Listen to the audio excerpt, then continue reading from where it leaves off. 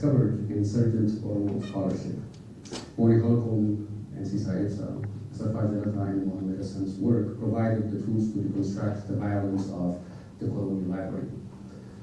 Hassan's work restored the Oromos of temporal and spatial worlds. Holcomb and Etsa helped me see our experience not as a uniquely Ethiopian, but as part of the larger African, or rather third world, or the global South colonial story.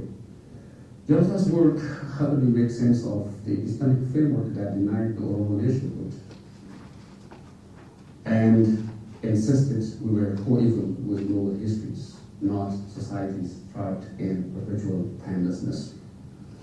This body of work, which is both deconstructionist and the same time reconstructionist,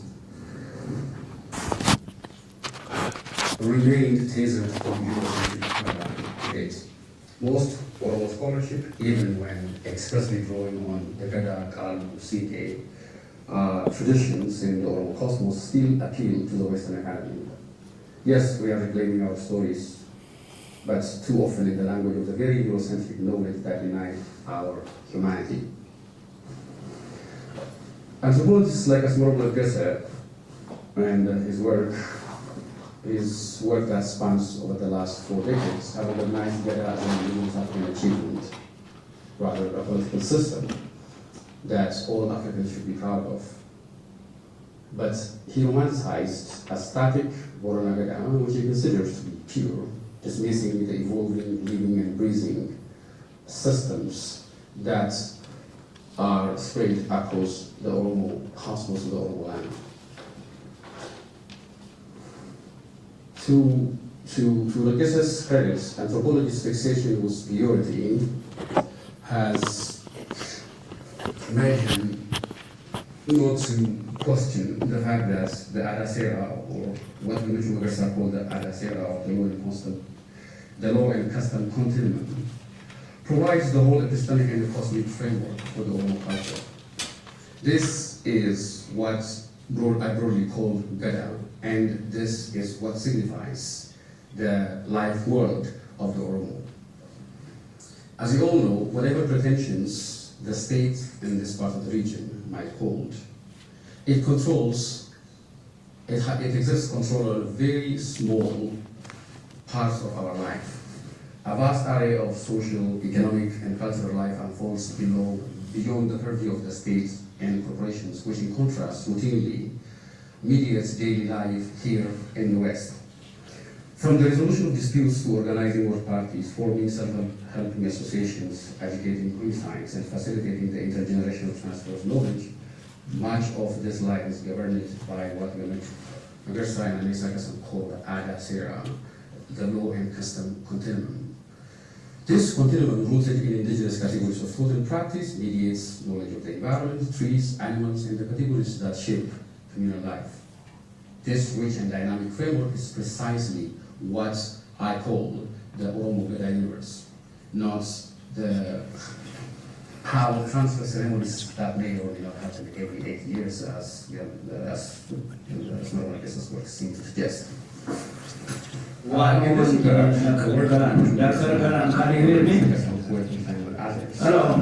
new possibilities on how to study the Oromo, or how to engage the Oromo in its own terms, for grounding, language, cosmology, classification systems.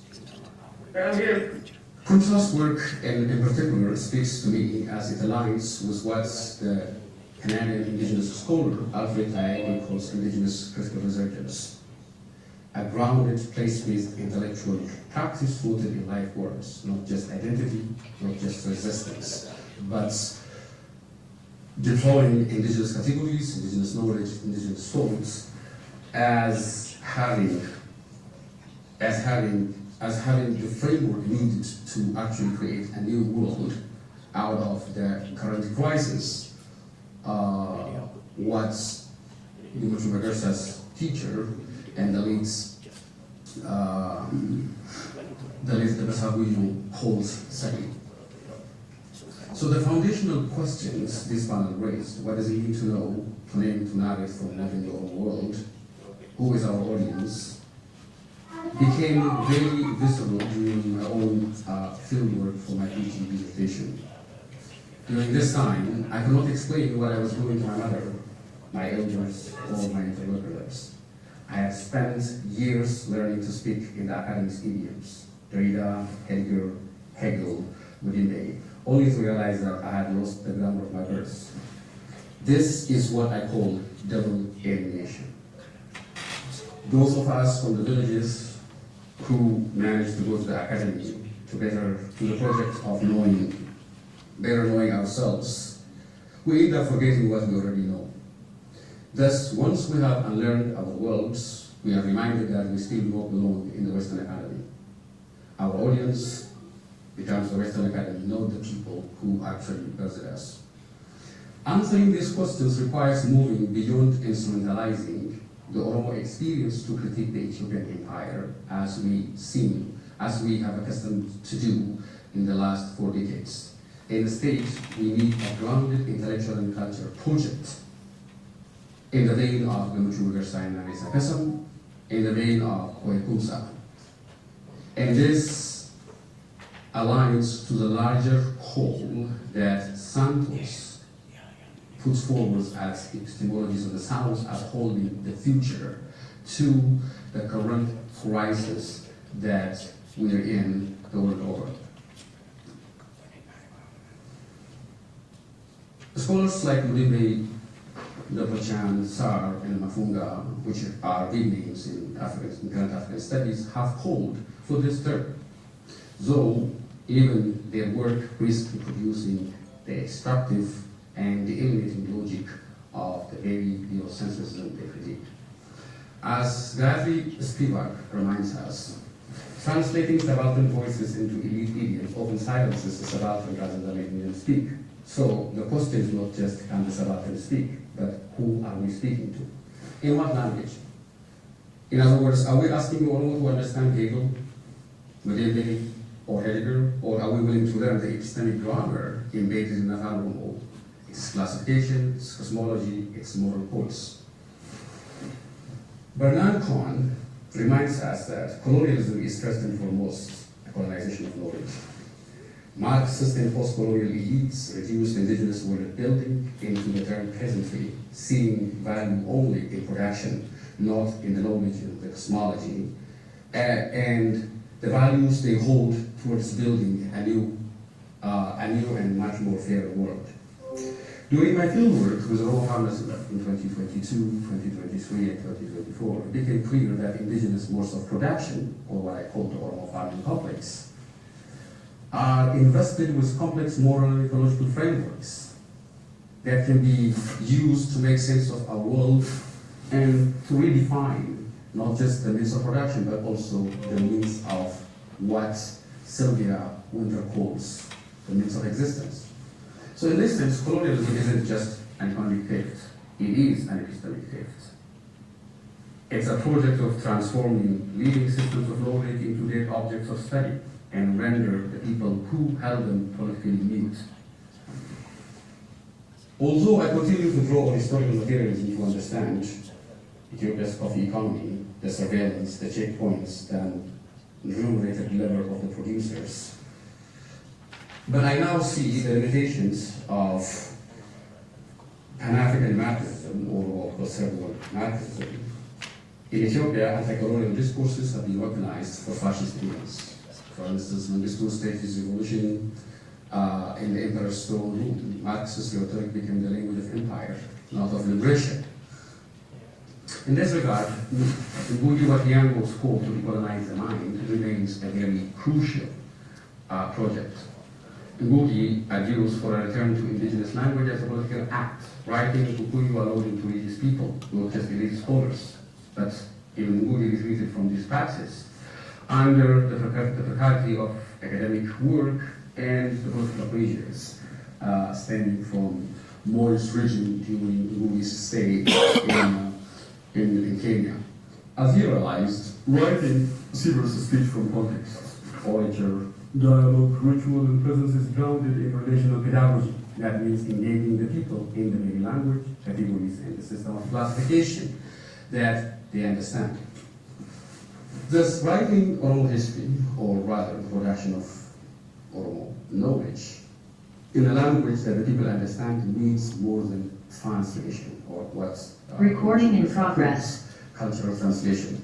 It means rethinking form, genre, audience, and the ethics of representation.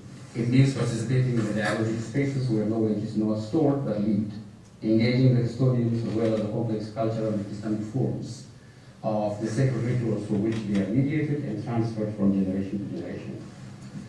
In the end, this panel, rather this presentation, is not a declaration of mastery over how to do an epistemic return, but rather an invitation to reflect with others confronting similar dilemmas.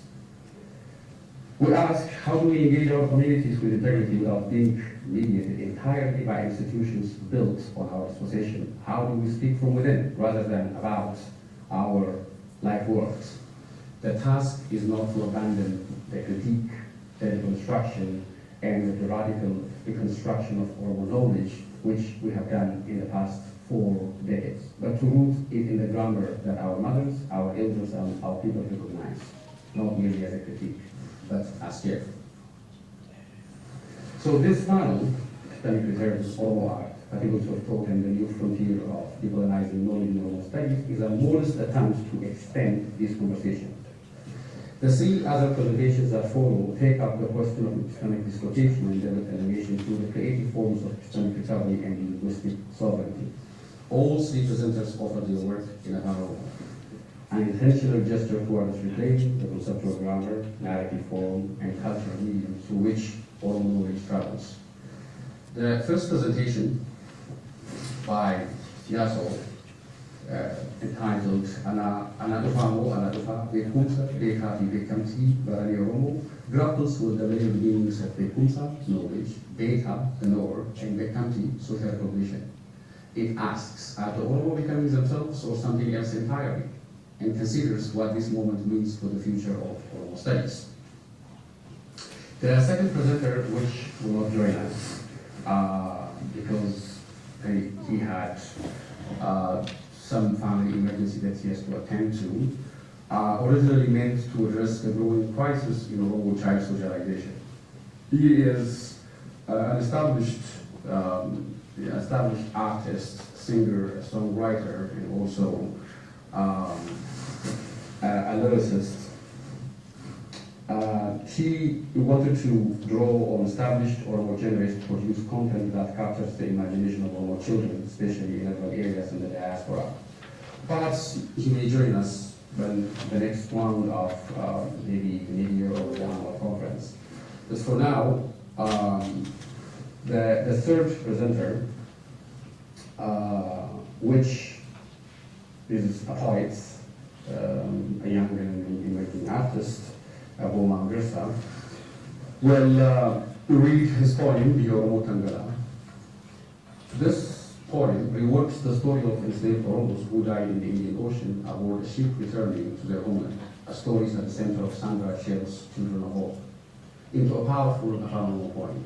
In doing so, it reclaims voices long submerged in the colonial European archive and retold by Shell to a Western academic audience, stitching them back into the generational Argaic institution of the Oromo.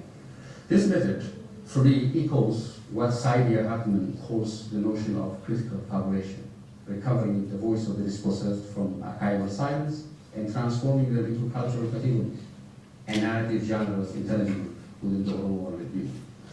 Together, these interventions, we believe, rooted in poetry, pedagogy, and political thoughts, represent what we call an epistemic return back towards this Oromo conceptual universe, not as nostalgia, but to build the foundations for epistemic sovereignty and intellectual self-determination, and also to articulate a world, a new order that addresses what Savio calls Salibudo, or the global crisis that we are in. Thank you.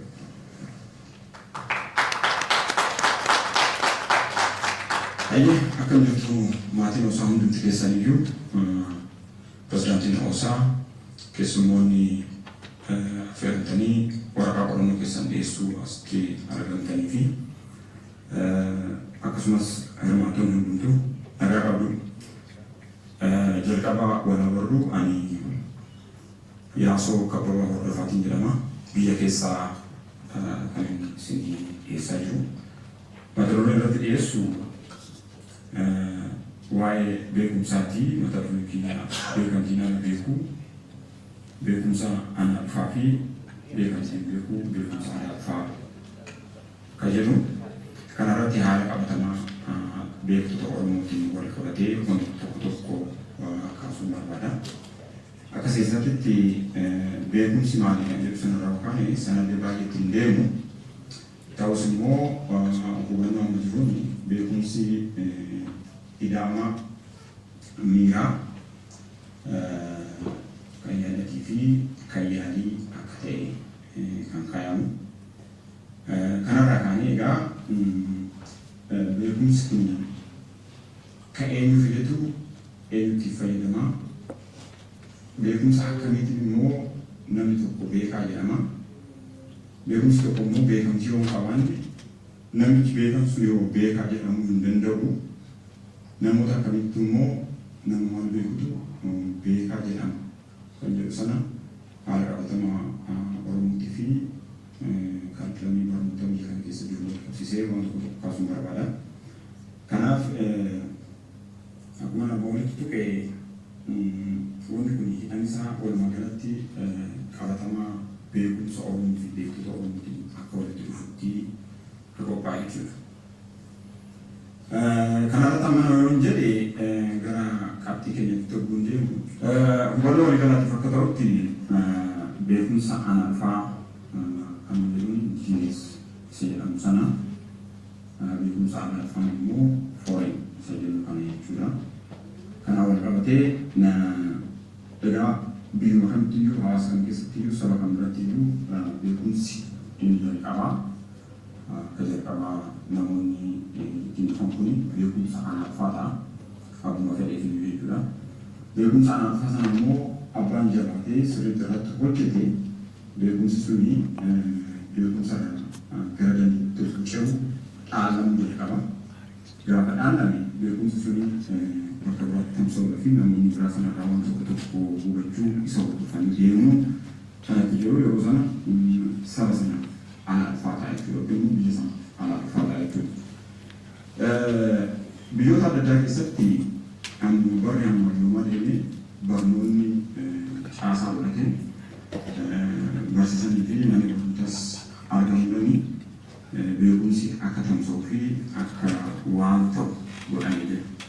Kanaan wal qabatee biyyoonni tokko tokko beekumsa analfaa isaanii isaaniif analfaas ta'u bakka biraatti tamsaasan beekumsa isaanii analfaa ta'ee jira akka sanatti jechuudha. Haala baay'ee kana keessa darbee beekumsi analfaan kun immoo yeroo itti beekumsa analfaa guutuu liqimsuu fi hacuutti mul'ata. Kana wal qabatee egaa sabni tokko tokko beekumsa ofiisaanitti qaban sana adeemsuudhaan yookiin immoo gatuudhaan dagachuudhaan yookiin immoo bakka bakkatti tuffachuudhaan gara beekumsa analfaa sanii tokko garaagaraan mul'ata. Qorannoon kiyyaa dubbina asirratti kaasuu barbaadus tokko nuti akka sabaatitti beekumsa qabnu hin qabnu beekumsa keenya sana immoo beektonni keenya itti fayyadamaniiru waan sana waan godhan qabu moo akkuma nama dura kasi sana beekumsa analfaa sanatti irra ta'uudhaan beekumsa analfaa sana tuffatanii jifatanii daddarban kan jedhu. Egaa namni waan kennameef waan ofiisaanitti argate sana itti fayyadamuu dadhabe yeroo baay'ee beekumsi isaa hirkataa ta'a namicha sirraa ta'a. Kun haqa jiru akka carraa OSA kana wal qabatu tokko kaasee darbuu barbaada asirratti. Ilmi dhiiraas dubartiinis haala hin qabu. Ilmi dhiiraa haala isaan boosisuu dhiisuu isaatiin haalli isaa taasifamee ta'e jechuun immoo kan faayidaa Oromoo kennaaf jedhamee qoosamu. Bifuma fakkaatuun lubbuun isaa allaattiinis boolla qabu lamaan isaaniitiyyuu akka ittiin barasaniif kan itti uumame. Ijaan kun manatti galtuuf garuu gooftaan sana akkuma beeksisanatti barreessuudhaaf fayyadamne. Beekumsaan wal qabateetis wanti beekumsa saba kanaa ta'e hedduminaan yoo jiru baay'een keenya beekumsa keenya kana tursanii yaadamanii yookiin immoo galmeeffannee dhiisnee beekumsa alaa dhufaasantti rarra'uu keenyaan inni kan keenya kun faayidaa kan kennu yookiin immoo hamma barbaachisu kan akka guddanne ta'e kan jedhu kaafuun barbaada. Karaa biraatiin beekumsi akka Oromootitti beekumsa Oromoo raagantaa keenya irra ka'a. Egaa beekumsi maddi isaa jalqabaa yaada. Yaadni sun naqatamee gaafa yaadichi hojiitti fayyadamu ta'e beekumsa ta'a. Beekumsi sun immoo dagaagee bal'atee yoo kan dhaabbamu ta'e dandeettii ta'a. Dabarsuus dasaraan kaa'amti jechuudha kun. Yaa ta'uti akka Oromootitti yaadni keenya raagantaa keenya keessaa dhufa. Raagantaan keenya kun immoo sirna nu uume. Amma akka beekumsaatti sabni kun sirna qaba. Sirni keenya kun immoo sirna gadaa jedhama. Namoonni tokko hubannoo namoonni tokko sirna gadaatiif qaban kan baay'ee nama ajaa'ibu sirni gadaa akka waan sirna siyaasaa ta'etti qofa yaadu. Yaa ta'uti sirna jechuun mataa isaatiin iyyuu rukaaleen hedduun waan san keessatti ka'uu fi achi keessatti hammatamu kan mul'isu malee waan tokko yookiin immoo instituushinii tokko qofaa miti jechuudha sirni gadaa. Yaa ta'uti sirni gadaa baay'inaan kan baratanii namaa galuu hin taane kan jiraatanii argamu. Ijaa kana ta'eef namoonni keenya baay'een yeroo har'aa kanatti beekumsa alaa dhufaa kanaan baay'ee fagaatanis waa'ee sirna gadaa kana hedduminaan hin dubbatan yookiin hin beekan. Kuni muuxannoo manneen barnootaa keessatti arginu irraa kaanee daataan walitti funanii fi hubannoon jira gabbisee irraa ka'ee kan dubbadhu. Kanaaf akka Oromootitti akka sabaatitti beekumsa nuti qabnu kana mana barnootaa keessatti gabbisuu dhabuudhaan takkaahoo beekumsi sun akka qayyabamuu lammaffaa immoo namoonni keenya illee beekumsa alaa dhufaatti akka hirkatanii fi akka rarra'an godhe.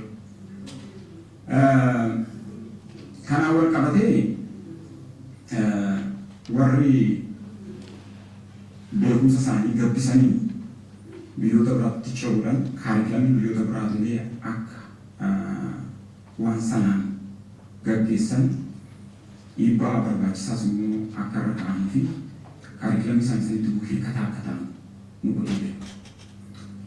Yeroo baay'ee namni barnoota keenya keessatti kaarikilamii nuti barannu kan biyyoota alaatirraa dhufan ta'uu akka ka'e barnoonni sun illee bu'aa barbaachisaa ta'ee fi waan nurraa eegamu sana likkitti barannetti akka nuti nu godhee. Kanaaf beekumsi qancaruun mana barnootaa keessatti ni mul'ata. Barattoonni illee yookiin immoo namni barate likkii barbaadame sana waan sana bu'aa ittiin argamsiisaa hin jiru. Kanaaf biyya kana keessatti qo'atan tokko maal inni injiinarii elektirikaa tokko shiboo elektirikii walitti raawwuu hin danda'u haga jedhamutti kan ga'e ka'umsa ijaa beekumsi sun beekumsa alaa dhufaa ta'e. Beekumsi alaa dhufaa sun immoo aadaa warra tolfatee malee aadaa warra keenyaa yookiin immoo warra namoonni asitti ittiin baratan sun keessaa ba'aa waan hin taaneef wal simuu dadhabuudhaan wal kiphanii tokko kan biraa akka balleessu ta'e. Kanaaf bu'aan isaatis san hunda quubsadhaa yookiin immoo fakkaataadhaa kan jechisiisu ta'uu dadhabee jechuudha. Karaa biraatiin nuti wanna hojjennu keessatti yeroo hundumaa beekamtiin warra dhihaa yoo keessa hin jiraanne yookiin immoo beekamtiin faranjootaa yoo keessa hin jiraanne wanni nuti beeknu sun beekumsa nutti fakkaatu yookiin immoo namootatti beekumsa fakkaatu dhiisuu danda'a. Kun immoo maal inni hirkattummaa beekumsi alaa dhufaa irratti qabaachaa jiruu fi probaabii fuulduratti immoo qabaachuu danda'u jedhamee fudhatamuu danda'a. Gara qabxii biraatti ogguun darbu isa maal beektu beekaa jedhama yookiin immoo nama maal beekutu beekaa jedhama. Kan jiru sana kaasuun barbaada. Kunis sababuma beekumsi alaa dhufaan beekumsa ana dhufaa kan halfuucee gara hin taane ta'uufi gaaffii ka'e.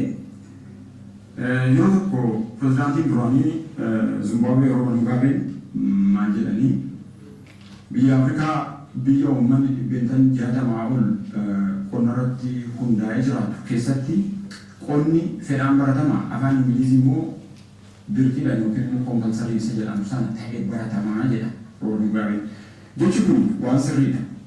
Amma gara qabatamaa haala saba keenyatti tokko dhufnu kaarikilamii barnootaa keenya hundumtuyyuu kan biyya alaatii dhufan yommuu ta'an kaarikilamii barnootaa keenya kana keessatti waa'ee beekumsa anaa dhufaa kan keenya sana yerootti daballee barannu takka takka hin jiru takka takka immoo akkuma duraan jedhame kan fedhiidhaan namni barachuu barbaadu qofa akka baratu godhama. Kunis dhiibbaa gama tokkoon mul'atu jechuudha yeroo ammaa kanatti.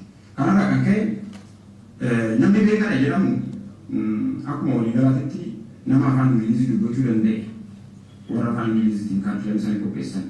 Sirni barnootaa isaanii immoo warra Faransaayatti hirkatee kan qophaa'e immoo warra afaan Faransaayii dubbachuu danda'utu beekadha jedhama.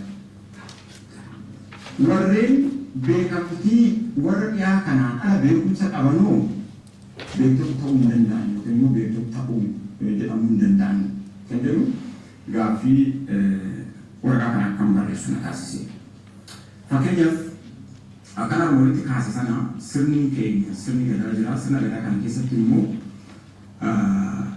gulantaaleen ijoolleen ittiin guddatanii jiru.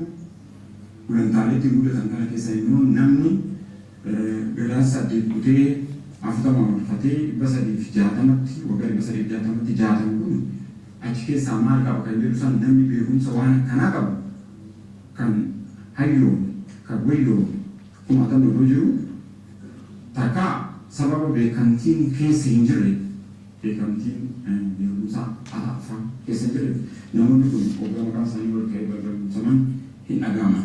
Karaa biraatiin immoo namoota kana keessaa namoonni hayyoomanis wayyoomanis beekaa jedhamuudhaaf warreen kaarikilamii barnoota isaaniitiin sadarkaa beekumsaatti safaran dhufanii ta'u maqaa Dooktara kabajaa jedhu duubatti maxxansan achitti namni kun beekan jedhamu. Kuni hir'inaa fi rakkina beektota keenyaati jechuu hin danda'amu. Karaa biraatiin kaarikilamii barnootaa keenya hogguu qophaa'u dhugaan wanti baay'een bakka namarraa hir'atetti takka hin eebbifatu takka immoo deemanii baratanii kan ofii akkas fakkeessanii tolfatu. Yaa ta'uti guutumaa guutuutti kan ofii gatanii kan nama biraatti irratti hirkachuu fi waan sana irratti qofa hundaa'anii deemu bu'aansa kan warra waan san tolfatee fidee malee kan warra waan san liqeeffatee ittiin dhimma ba'u ta'uu hin danda'u. Guddaan nuti ganne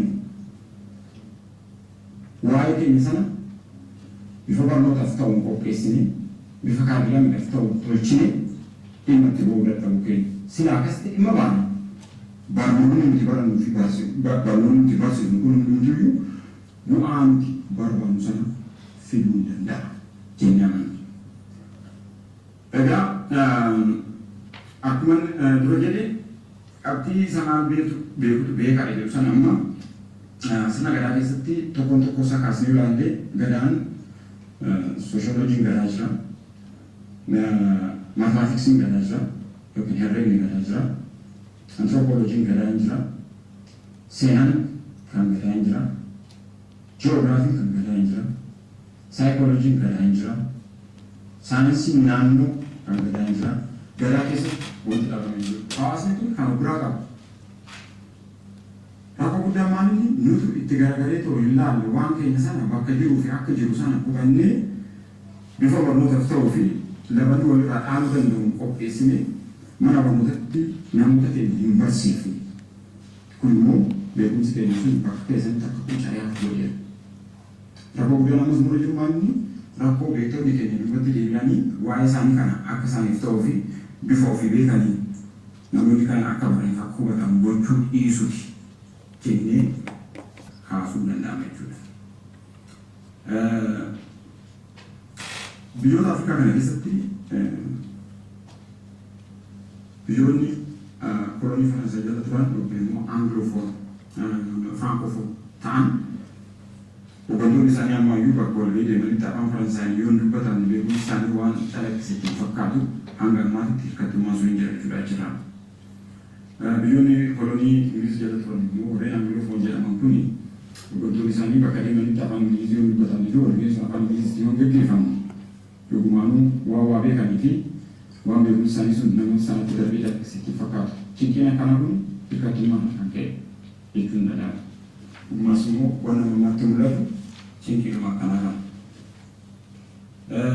Hirkattummaanii fi beekamtiidhaan beekuun namootaa kun deemee waan nuti barbaannu sana mana barnootaa ta'e akka arganne yoo argannes immoo isa kan keenya gannee kan biraatti akka hiikannu kakaasee achumatti nu marii deemamsee jechuudha. Beekumsi hoo beekamtiidhaan immoo ayyaana mul'ata yookiin immoo akkatti dhalannetti beeknamoo namni waan beekamtii nuu kenniif beekaa jedhama. Karaa kanaan fakkeenyaaf namoota akka Dabbasoo Guyyoo yoo fudhanne hayyuudha wayyuudhasi namoota akka Dr. Gammachuu Egarsaa hayyuudhasi wayyuudhasi namoota akkanaa kan kumaatan kaa'uu dandeenya. Namoonni kun fakkeenyaaf Dr. Gammachuu Egarsaa barnoota warra dhiyaa kana baratan jiru. Literally doktara.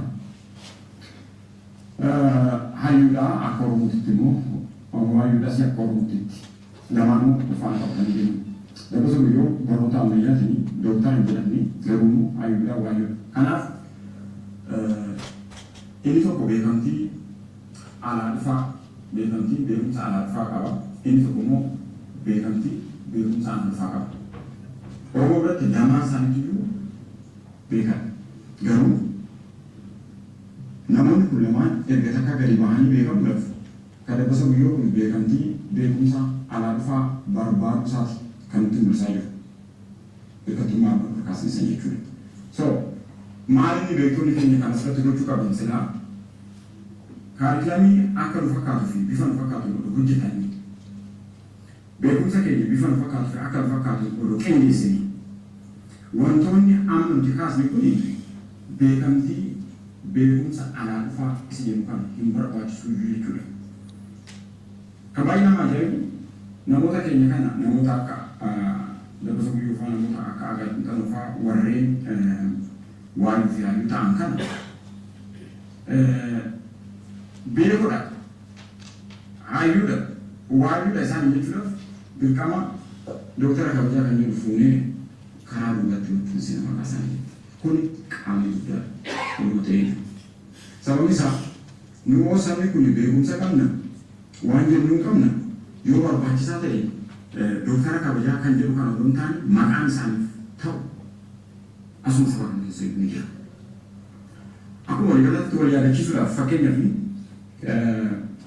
nama sadarkaa PhD qaba jennee kaasnu tokko yookiin immoo dubbannu tokko hayyummaa raagumaa yoo jedhan yookiin immoo yoo gabaabsine barreessine HR nama sadarkaa MA qabu tokko hayyummaa oolmaa HH nama digrii jalqabaa qabu tokko hayyummaa beekomaa HB nama diploomaa qabu tokko hayyummaa ogumaa HD HO jenneeni yoo teechisne silaa kun nu bitatu ammas garagarree waan laalluuf yookiin immoo gitiin kana maal ta'a jennee kan biraa qabnu sana laaluu dhiisuudhaan kan hundi kan ta'e jechuudha.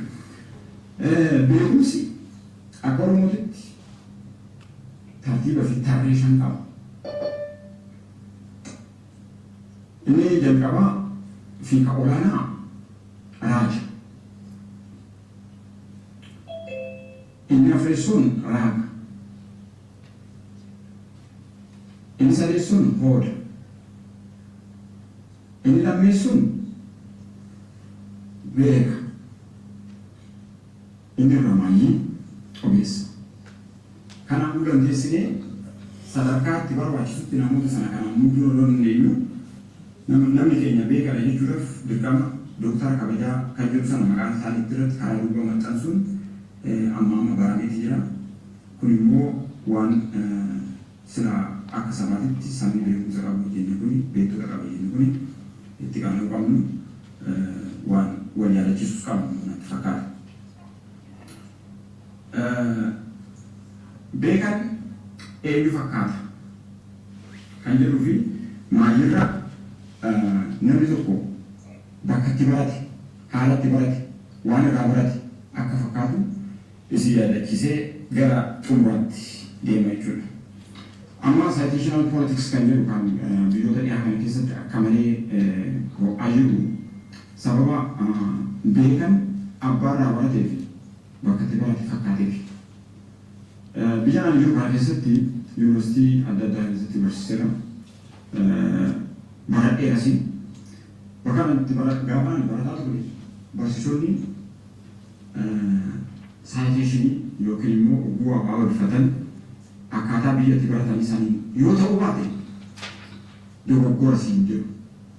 Sababni isaa innis waan itti himan waan barate waan arge sana nutti himuu barbaada waan ta'eef. So beekumsi keenya kan biyya kana keessa jiru kun gabaabumatti bakka irraa ka'e bakka itti hirkata isa fakkaata.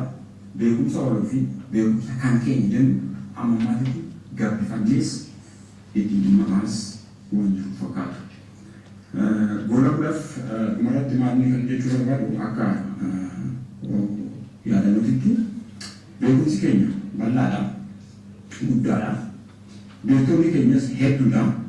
Yaa ta'u malee beektonni keenya tokko tokko waan ofii beekan kana waan sabni isaanii of harka qabu kana kan isaanii sababa beekumsa aadaa dhufaatiin uffatanii dagatanii yookiin immoo walaalanii darbanii karaa biraatiin bakka jiran fakkaachuudhaan kan ka'e hirkattummaan beekumsa aadaa dhufaa sun ammas achitti waan saaphee qabe fakkaata. Harka fuunee akkam jirtu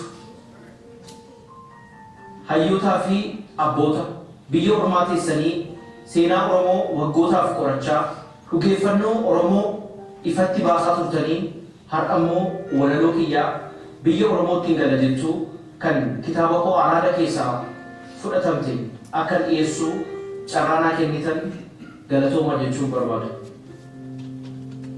Dabalataan waldaan qorannoo Oromoo dhaloota ammaa fi afaan Oromootiif carraa kennuu eegaluu isaatiif ulfaadha jechuun barbaada. Walaloo koo biyya Oromootiin gala jettu kana osoo isiniin dubbisiin dura waa'ee walaloo kanaa kaayyoo inni itti barreeffamee fi akeeka isaa waa muraasa jechuun dirqamataati. Walaloon kun jalqaba irratti kitaaba aadde Saandiraa Roald Shell kan Children of Hope jettu dubbisuu kootiin booda barreeffamte. Kitaabicha keessatti aadde Saandiraan gadadoo ijoolleen Oromoo xumura bara 1880 irraa kaasanii qe'ee isaanii irraa kaan namootuma keenya maallaqni biteen butamanii kaan namootuma keenya maallaqni injifateen garba jedhamanii gurguramanii gabaa garbaa Gondarii hanga Arabaatti argaa turan qaanceessiti. Seenaan isheen katabdee seenaa ijoollee Oromoo 64 ta'an kan gabaa garbaa Arabaatti gurguramuudhaaf dooniin isaanii galaana diimaarra utuu dambaliitu humna Ingilizotaatiin baraaramanii gara Yaman geeffaman kan achi ammoo mishinariiwwan Iskootlaandiin gara Afrikaa kibbaa geeffamaniiti. Asumaanuu nama galata bara baraa Oromoo fi Oromiyaa irraa qabdu ta'uu ishee addeessuun barbaada. Kitaabicha erga dubbisee xumuree yaadonni kunniin sammuu koo boqonnaa dhobbatan. Umurii daa'imummaa sanatti horii tiksaa qe'ee isaanii qarree irraa warri butamanii gurguraman sun ijoollummaa hin jiraatiin darbanii fi gadadoo asii fi achiin akka meeshaatti isaan mankaraarsaa ture hunda dagatanii biyya Oromootti deebi'uu yaaduun isaanii maal jedhamee barreeffama. Maatii isaaniitiin ganamanii warri garba jedhamanii gurguraman naggaadee garbaa afaan Oromoo haasaa isaa gurgure osoo yaadatanii biyya Oromootti deebi'an jechuun isaanii jaalala biyyaa kamiiti. Waggaa 130 booda sagaleen isaanii har'as iyyuunsaa hangam ekeran isaanii boqonnaa osoo dhabdeeti laata. Hanga isaan biyya Oromoo yaadaa turan biyya Oromoo isaan yaadaa turte laata. Kaleessa isaan biyya Oromoo ta'anii biyya Oromoo yaadan. Har'a nuti biyya Oromoo teenyee biyya Oromoo yaaduun keenyaa ayyaana keenya tokkoon taasisu. Biyya Oromoo akka haadha dhalootaatti Impaayera Itoophiyaa akka haadha guddinaatti yeroo himatan lubbuun isaanii ba'aa cubbuu isaanirra ga'aa ture meeqa dandamatteetu. Wanti nama ajaa'ibu tokko yeroo akka baqattootaatti Afrikaa kibbaa turan dhiibbaan amantaa kiristaanummaa hangamuu irra ga'u hundi isaanii maqaa isaanii osoo hin jijjiirin maqaa Oromoo qabatanii turan. Meeshaan isaan qaban maqaa isaanii ture. Dooniin biyya Oromootti isaan deebisu maqaa isaanii ture. Mataan isaanii badus maqaan isaanii akka badu garuu hin goone. Maqaan ammoo bara baraan jiraataadha. Har'a kunoo dhaloota haaraatiin yaadatamaa jiru. Garba jedhamee kan gidirfamee biyyaa baafame qaama isaanii malee ayyaanni isaanii kan eenyuyyuu caalaa bilisa ture.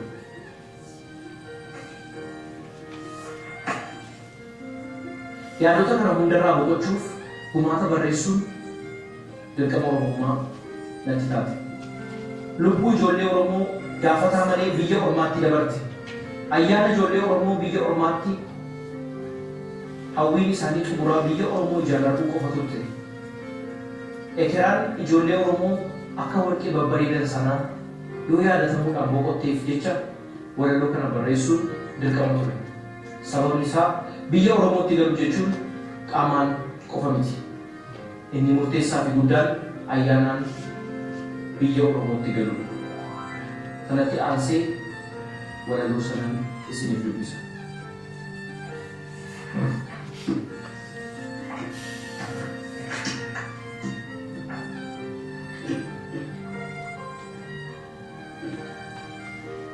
Biyya Oromootti gala.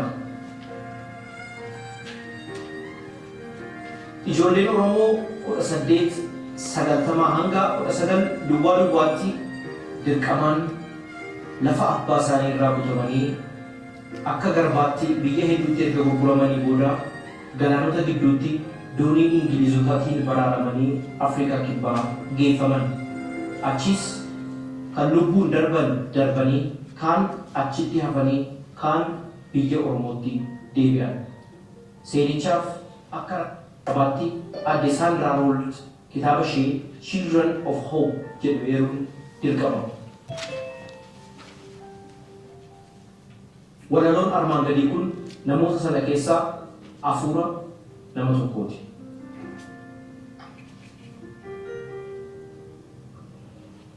Fardi bubbeen galaanni hindii kun hin himsiisu.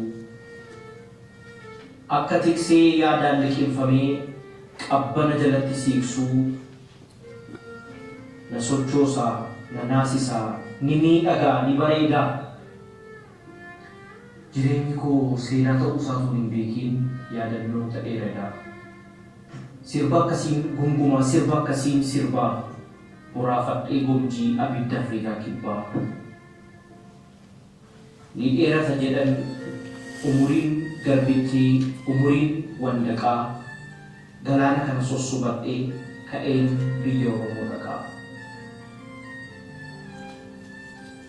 Gowwoomsaa yeroo maraa hiraara gaafa hundumaa jireenyi kanuma yaadannoo qofaadha moo xiqqoo tureedhuma. Akka abjuu gammachuu akka ifa bakakkaa kan natti mul'atee utuun hin dhamdhamiin futta'e na harkaa.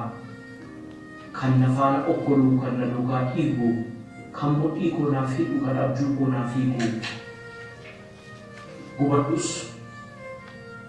Gubadhus kanan itti dhufuu akka guca masqalaa naga'ee biyya lagaa biyya Oromootti galaa. Kan dhiiga isaa naaf ergisee kan naaf liqeessee lafee qabeen qalbiin koo itti tiisee biyya Oromootti hafee.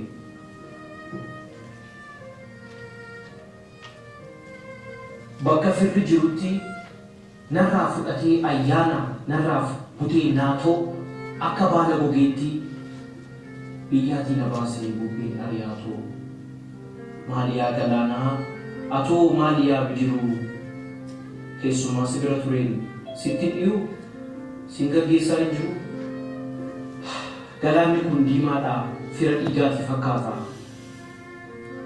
akki namaa na bubbutaa maal koo jaallatanii laata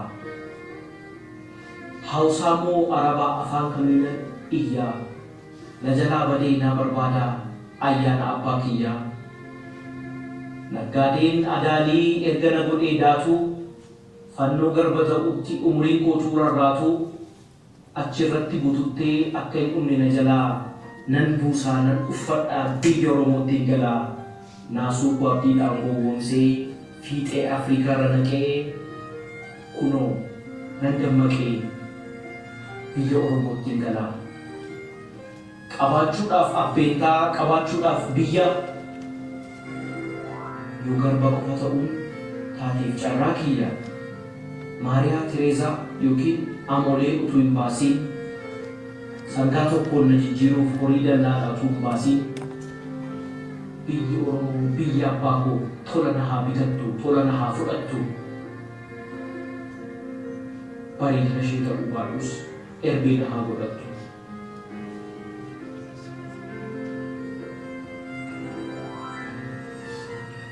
Silaa oolmanaa ooltee biyyatti nan akeektu na yaadachiisu malee yaadaan na ga'uun beektu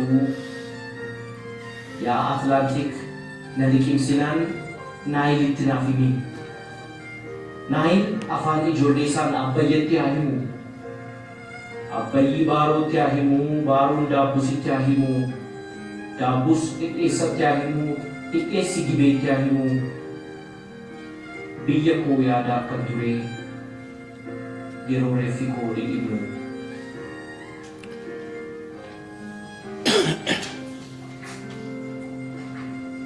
galatoomaa.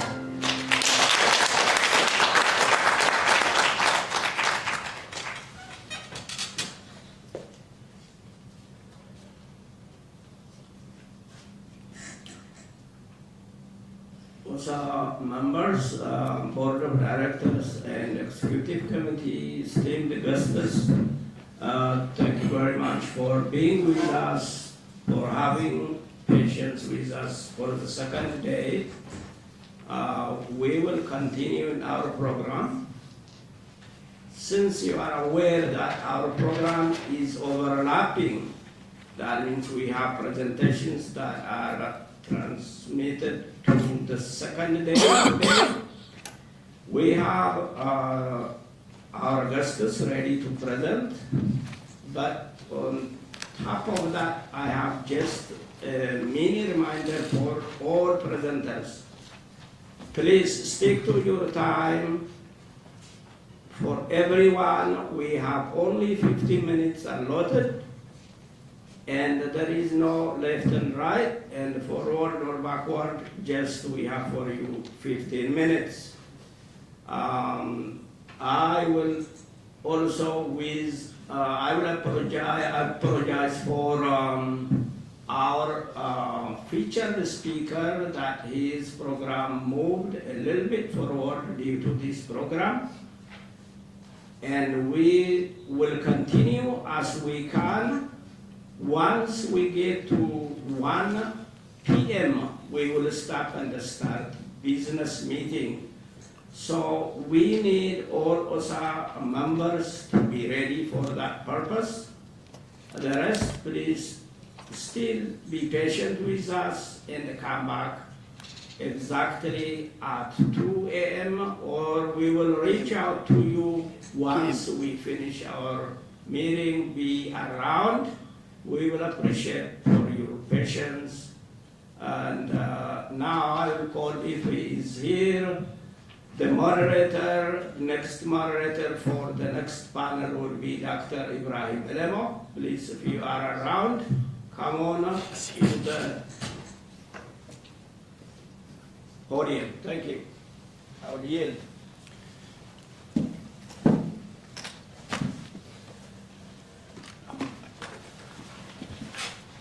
Hamilton, Julius and Indiana.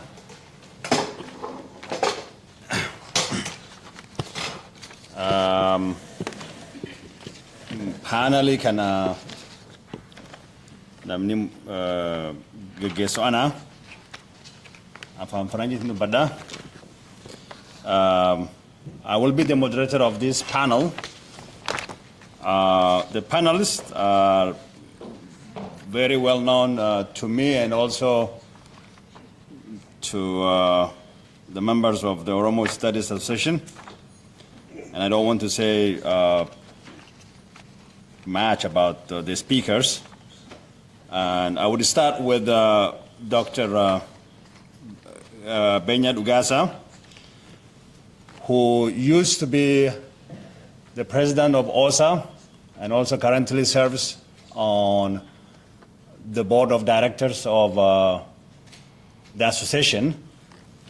And Dr. Benya is a distinguished public health, I would say, scholar, who I always remember his advocacy, especially when it comes to my memory about the iodine deficiency and all the public health issues that were relevant to the Oromo.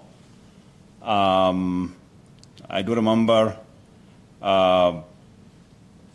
the most prominent issues being the iodine deficiency and the pollution, especially in the Guji area, and the cholera epidemic and all the other epidemics that used to be hidden from the media, and where the Oromo Studies Association and forums like this used to be the places where we discuss about those issues and create some awareness and advocacy.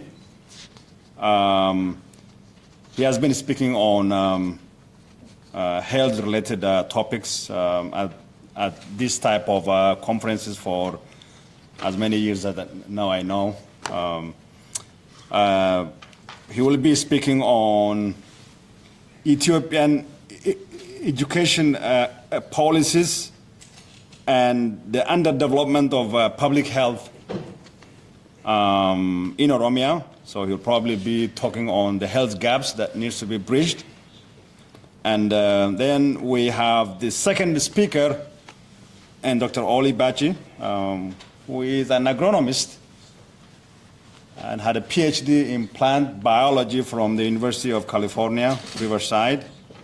And currently, I believe he is a county director at San Diego. The third one is another person. Okay. All right. And we have also another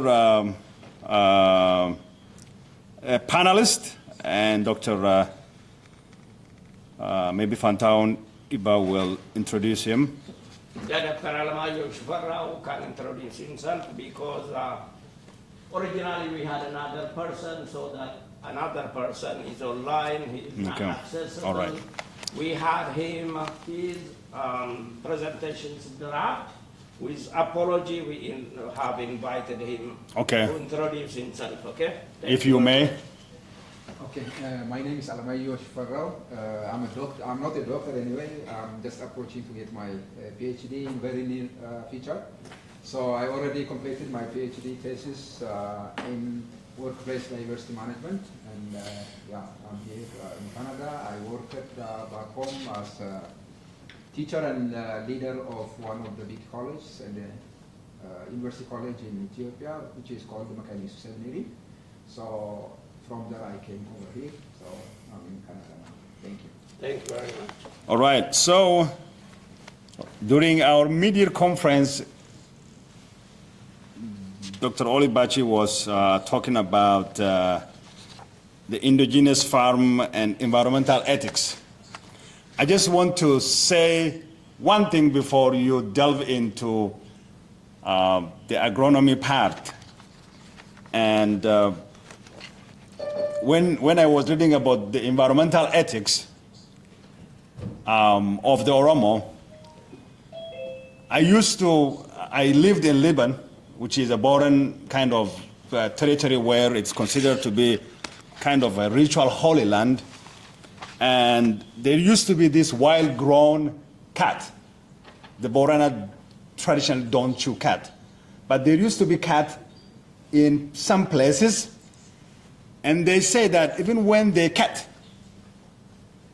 for ritual, sometimes, ritual, they gather people, they have ritual migration, and sometimes when they cut a leaf from the tree, they would ask, Latuliban, Ganajeti, the ethics of cutting a leaf from a tree and asking the tree, and when also even sacrificing an animal and telling the spirits, like, I will be slaughtering you just because, so, Lon Harirachudan. All those are things that were in the Oromo narratives about how we, so I hope maybe as an agronomist and the ecologists like you and Dr. Gufu Oba will probably talk and maybe in the future about all of these issues, like in the way that the Oromos will understand and the world to understand how we honor the environment and take care of ourselves and our people. So without further ado, I invite Dr. Benya.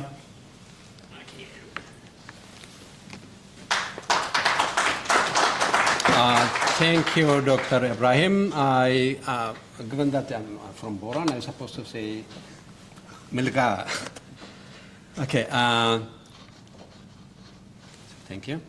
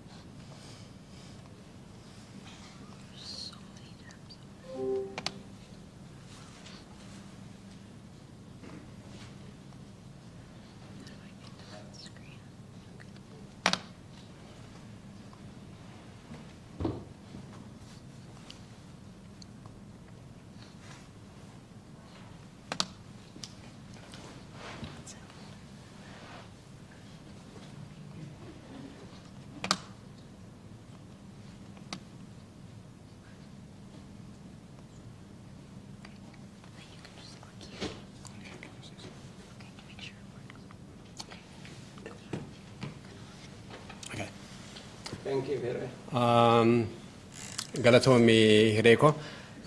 Thank you very much for your attention. A panel before this one, they were talking about epistemology, so which means they are talking about knowledge. So I'm interested in education aspect of Ethiopian social problems.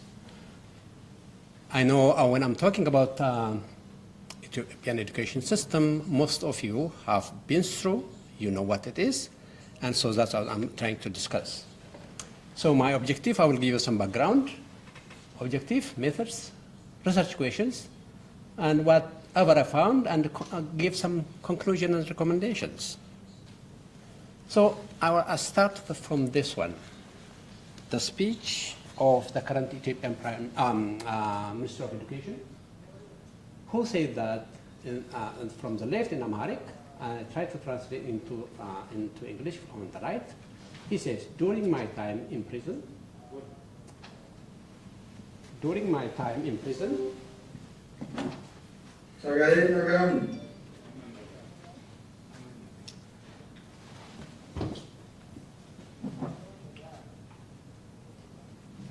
he said, what about now? Okay, he said, during my time in prison in Ethiopia, I was profoundly troubled by the perspective of young Oromo political prisoners and nationalities regarding Ethiopia. this concern has motivated me to come to USA, where I'm committed to continuous fight against Oromo nationalists. The person who was feeling to fight the Oromo nationalists has become Ministry of Education. So now the question is how he is going to fight. So I can go back to in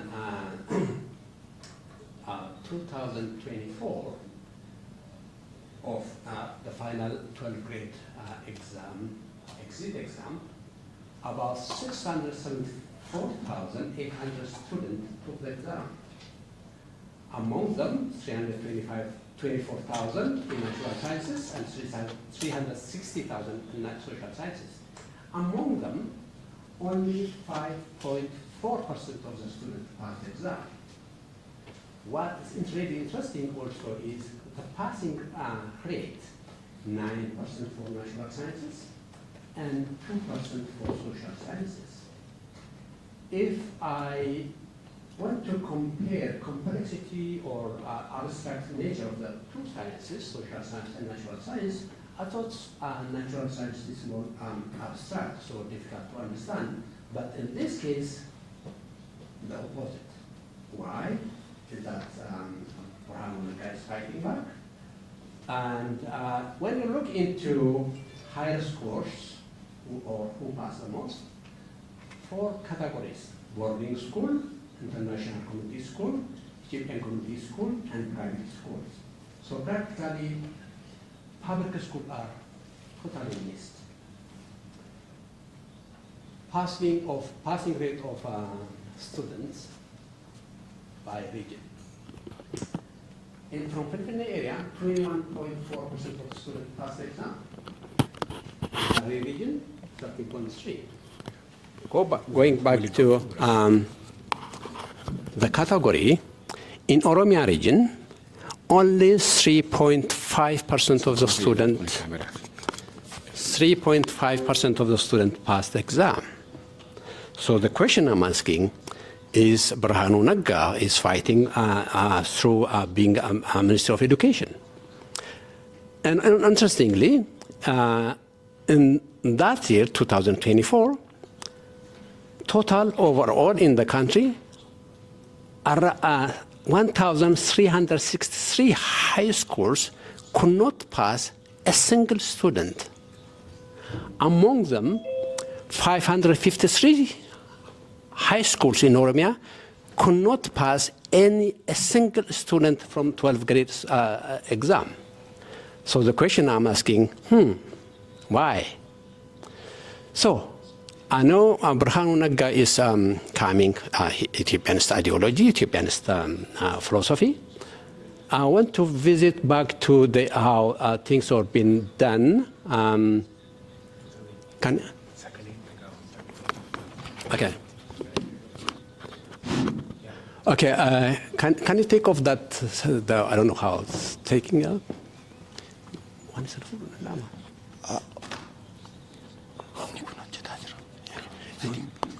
Okay. Yeah. Thank you. You saved me. Thank you. So I decided to visit back to the. Go back. Okay. Okay. Don't worry. I can manage from here. Okay. But okay, that's still. I decided to visit back to how Ethiopian school system has been functioning. In 1947, when the Ethiopian government formally established a Ministry of Education, the proclamation says, shall grow in our empire, and that our people shall progress through whatever education. And then says, functions in direct contact with us, with the king, and shall be under our own direction. And it's not independent, our own direction. And then it goes, our imperial government, meaning the king. So then it further says, our exclusive control That is where Brahanu Nagga was born and raised. And he has to control. And coming to the formation of King Haile Selassie University, which is now Funfune University or Desawa University, the same thing, the same statement. It says that education system supposed to be supporting, says, our imperial successors, which means where Brahanu is coming from.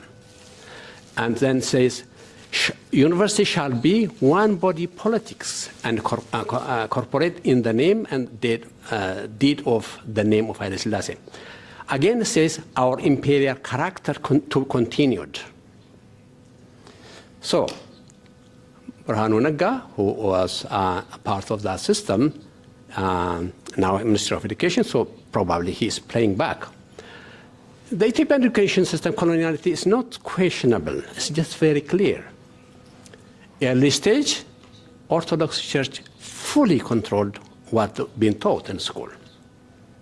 For example, Wadajo in 1959, before I was born, actually, most probably he must be an Oromo. He was in his writing, he was asking why not allow, why don't we don't allow other languages. He didn't mention Oromo, but he asked that question in his writings.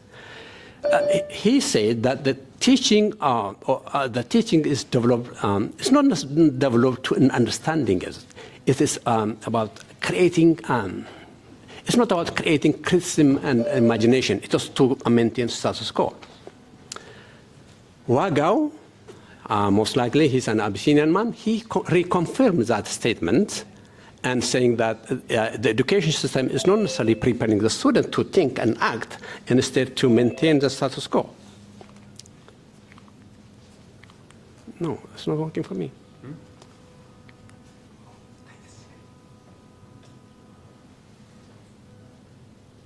Okay.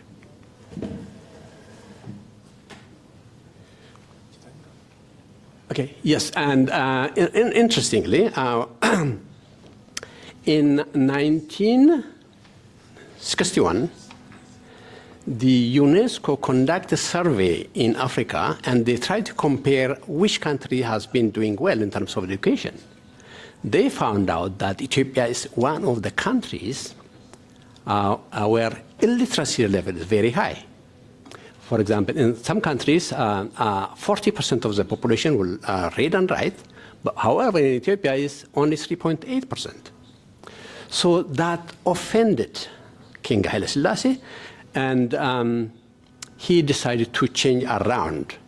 For example, in 1963, UNESCO conducted a conference in Ethiopia. So what was the solution they came up? I don't know if most of you, especially those of you in my generation or before me, you must have heard educational sector review. That education sector review is designed 4 levels, 1 to 4, 4 to 8, and 8 to 12. So the design is to make sure that all education, a student can go up to a 4th grade, and then they can go back to their farm. Imagine yourself, okay, 1979-80, they planned about 1.9 million students to be enrolled.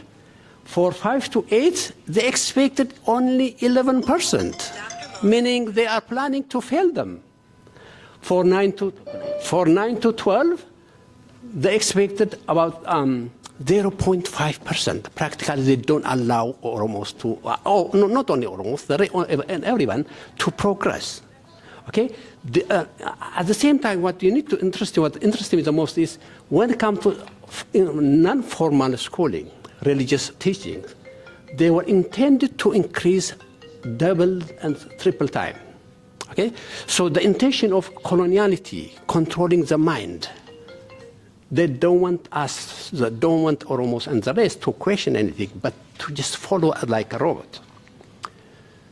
So my research question is, what are the relationship between education and underdevelopment of public health? Do the Ethiopian education system provide empowering learning environments or controlling? Are the students are failing the exam or the system is failing them? So when I say in terms of health, when linking to health, I want to underline that I am not necessarily moving away from WHO's definition. Health is understood complete physical, mental, and social well-being in understanding of WHO. Okay, and the Ottawa Charter, which is part of UN, the WHO, identified that peace, adequate economic resources, food, shelter, education, social justice, and stable and sustainable resources are critical to health development. I underline, education is critical. Also, when we talk about public health, it is about to promote, protect, and provide, and restore if necessary, and this requires capacity to do it. What that capacity? That capacity is about education power, knowledge. Okay, in fact, education is key to build the capacity of the society to address modifiable health determinants. So the method of approaching knowledge synthesis. I don't have data to directly look into what is going on in Ethiopia, but I'm going through indirectly looking into what others have done and doing. So education can be formal, informal, it can be process and product. In education, we learn new techniques and ideas, foster critical thinking and reasoning, enhance problem-solving abilities, awareness of one's emotions, self-control, and also interpersonal skills. What we know, basic skill, reading, writing, arithmetics, helps you to think when it comes to health issues are at risk. Thinking critically, creative thinking, you are facing some problems, so how do you do it? That gives you, education gives you that tool. Personal qualities, responsibilities, self-esteem, sociability, self-management. Education gives you that. So what does it mean? Education is an integral part of being healthy. Healthy as a person and healthy as a society. A person the person is unhealthy if he lacks basic skills, such as thinking skills and personal qualities. For sake of time, I need to move a little bit further. Okay, I looked into data analysis of OECD countries. What they found is really interesting is adults with higher education attainment have better health and lifespan comparing to their less educated peers. It is just given in Western world. Does that apply to all ours? Yes. Especially university training influences infant mortality, life expectancy, child vaccination, and enrollment rates. Education reduces premature mortality. What are the mechanisms? Economical, social, psychological, interpersonal, and behavioral methods. So this is the case in USA. The National Poverty Center in USA, they compared people who are less than 12th grade and less, and those who did university degree, 4 years old first degree. When we look into mortality rate, 4 years degree gives you advantage. Heart diseases, this is also true, diabetic and sick days. You know, interestingly, in terms of education behavior, okay, they are, university graduates are less smokers. They will lose days with, they will drink less. They are less overweight. So they are also slightly less use illicit drugs. So which means education gives you the tool to be healthy. So when Ethiopian government is denying that, it is, we need to challenge them. Not, I know, I looked into very much Western countries, but also interestingly, interested in Kerala state in India. Kerala state is the most educated state in India. Especially women are more educated than even men. So what do you see there? See, in education level, they are the top, okay? We can see. And also, infant mortality is the least among Kerala state. Why? They are not necessarily rich comparing to many other states, but they are more educated. So that education gives you the opportunity to manage whatever resources you have. Okay, so if you look into Oromia now, one of the major problems, really scary issue that bothers me is infant and child mortality is very high. Very high, extremely high. This is easily preventable. I don't know, some of you may have heard about electrolyte. If you, for example, when children are vomiting and have diarrheas, if you mix sugar, salt, and honey sometimes, you can prevent that. But that requires some education in order to do so. In Indian case, Kerala state, they don't have to go to doctors. They can manage that techniques. Okay, life expectancy, extremely high. Most of them are easily preventable. Okay? Limited access to clean water. I don't, some of you, I don't know, I hope you have been in Oromia. They are intensively using fertilizer nowadays. In the past, people would be drinking from ponds, more ponds. They get water from there. Now, small ponds are dried, and so now depending on bigger rivers. So what does it mean is they are drinking soup of chemicals. Because fertilizer, when it's fertilizer used, that fertilizer is washed off and go to the river, and people are drinking that water. So, I've been in Oromia in April. When you go around, you see pale, skinny children and adults, okay? And also increased rate of cancer. And much more than that, what I'm learning is widespread refusal of medical treatment in the preference of prayers. That an Oromo way? No. From where that is coming? You know, when Egyptian school system is when advocated, focusing on religious teaching, that's a problem. I try to look religiosity of people in the world. So surprisingly, Ethiopia is one of the most religious countries in the world. I'm not against religion. We need to balance, as I mentioned to you. Okay? Some of them refuse to take treatment, medical treatment, in the preference of religious prayers.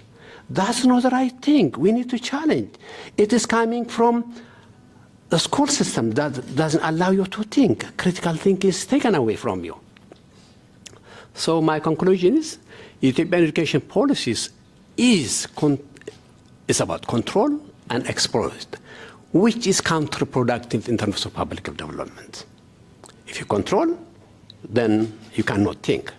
If you cannot think, you cannot understand and solve your problems. The policy do not provide Oromo students with essential skills, critical thinking abilities, and or opportunities. Even on a presenter before me, the panels before me, they were talking that education system is copied from the West. It doesn't necessarily reflect the need of the Oromo people. Thus, I agree with that person. Person is considered unhealthy if they lack basic skills, critical thinking abilities, and important personal qualities. As they said, knowledge is power. Educated individuals are empowered individuals, and they in turn promote the empowerment of their communities, creating mutually beneficial cycle. So, my recommendation, education is the key to build the capacity of people to develop knowledge, skill, commitment, okay? And it's essential for public development. So Oromos need to focus, struggle to control their education system. No, Burhanu, we don't have to allow somebody else to control it. It doesn't matter for that matter, you know. Oromia region need to control, if it's a part of the federal system, Oromia region need to control their own education system. They need to evaluate their students according to their needs, not according to the need of others. Education underachievement poses significant barrier to public development. The health issues that we see in Oromia, okay, is closely tied to the education level. Education critical component of individuals and social and societal health, and so we need to take that very seriously. Oromo people need to invest in their education system. Well, that's what I say. Probably you don't have to agree with me, that's the way I say. In Ethiopia, the most talented student often pursue career in field of medicine, law, engineering. Those slightly less academic gifted go to public service like managers, teachers, and so forth. Another group, students, when they drop out, they go to the military. And they go to the military and they take the gun and take the power. So those who didn't do well, they become leaders of the country. So that's what we are facing, and so that needs to be changed. Thank you.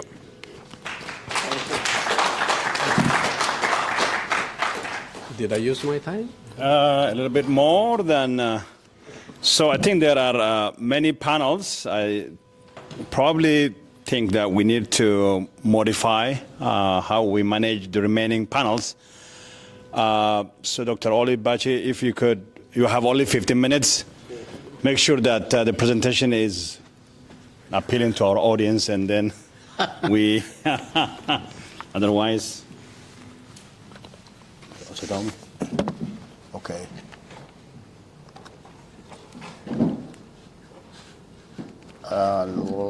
Namni gargaaru iyyuu hin jiru.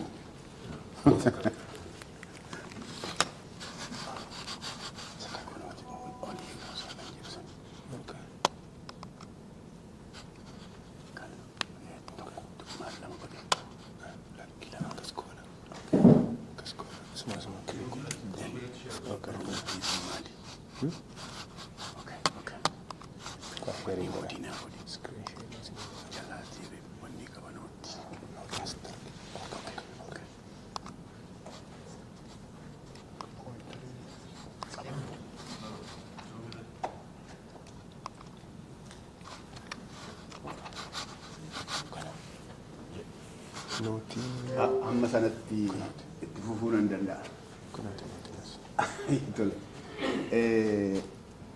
Wannaan dubbadhu keessatti I would remain bilingual, if not, quadruple languages.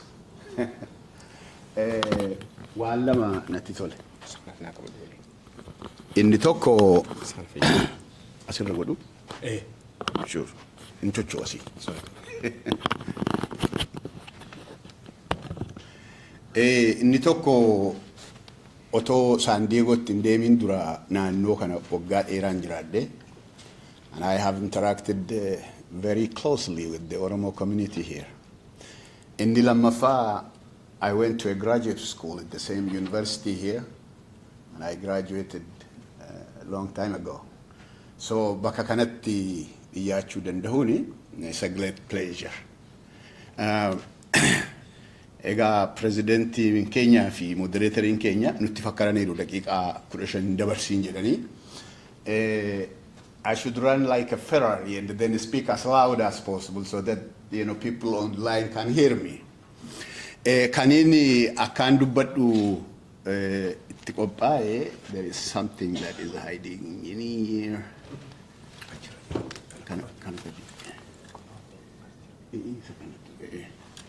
Okay, all right, okay.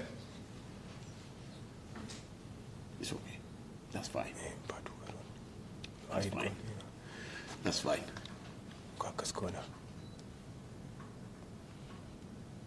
Okay.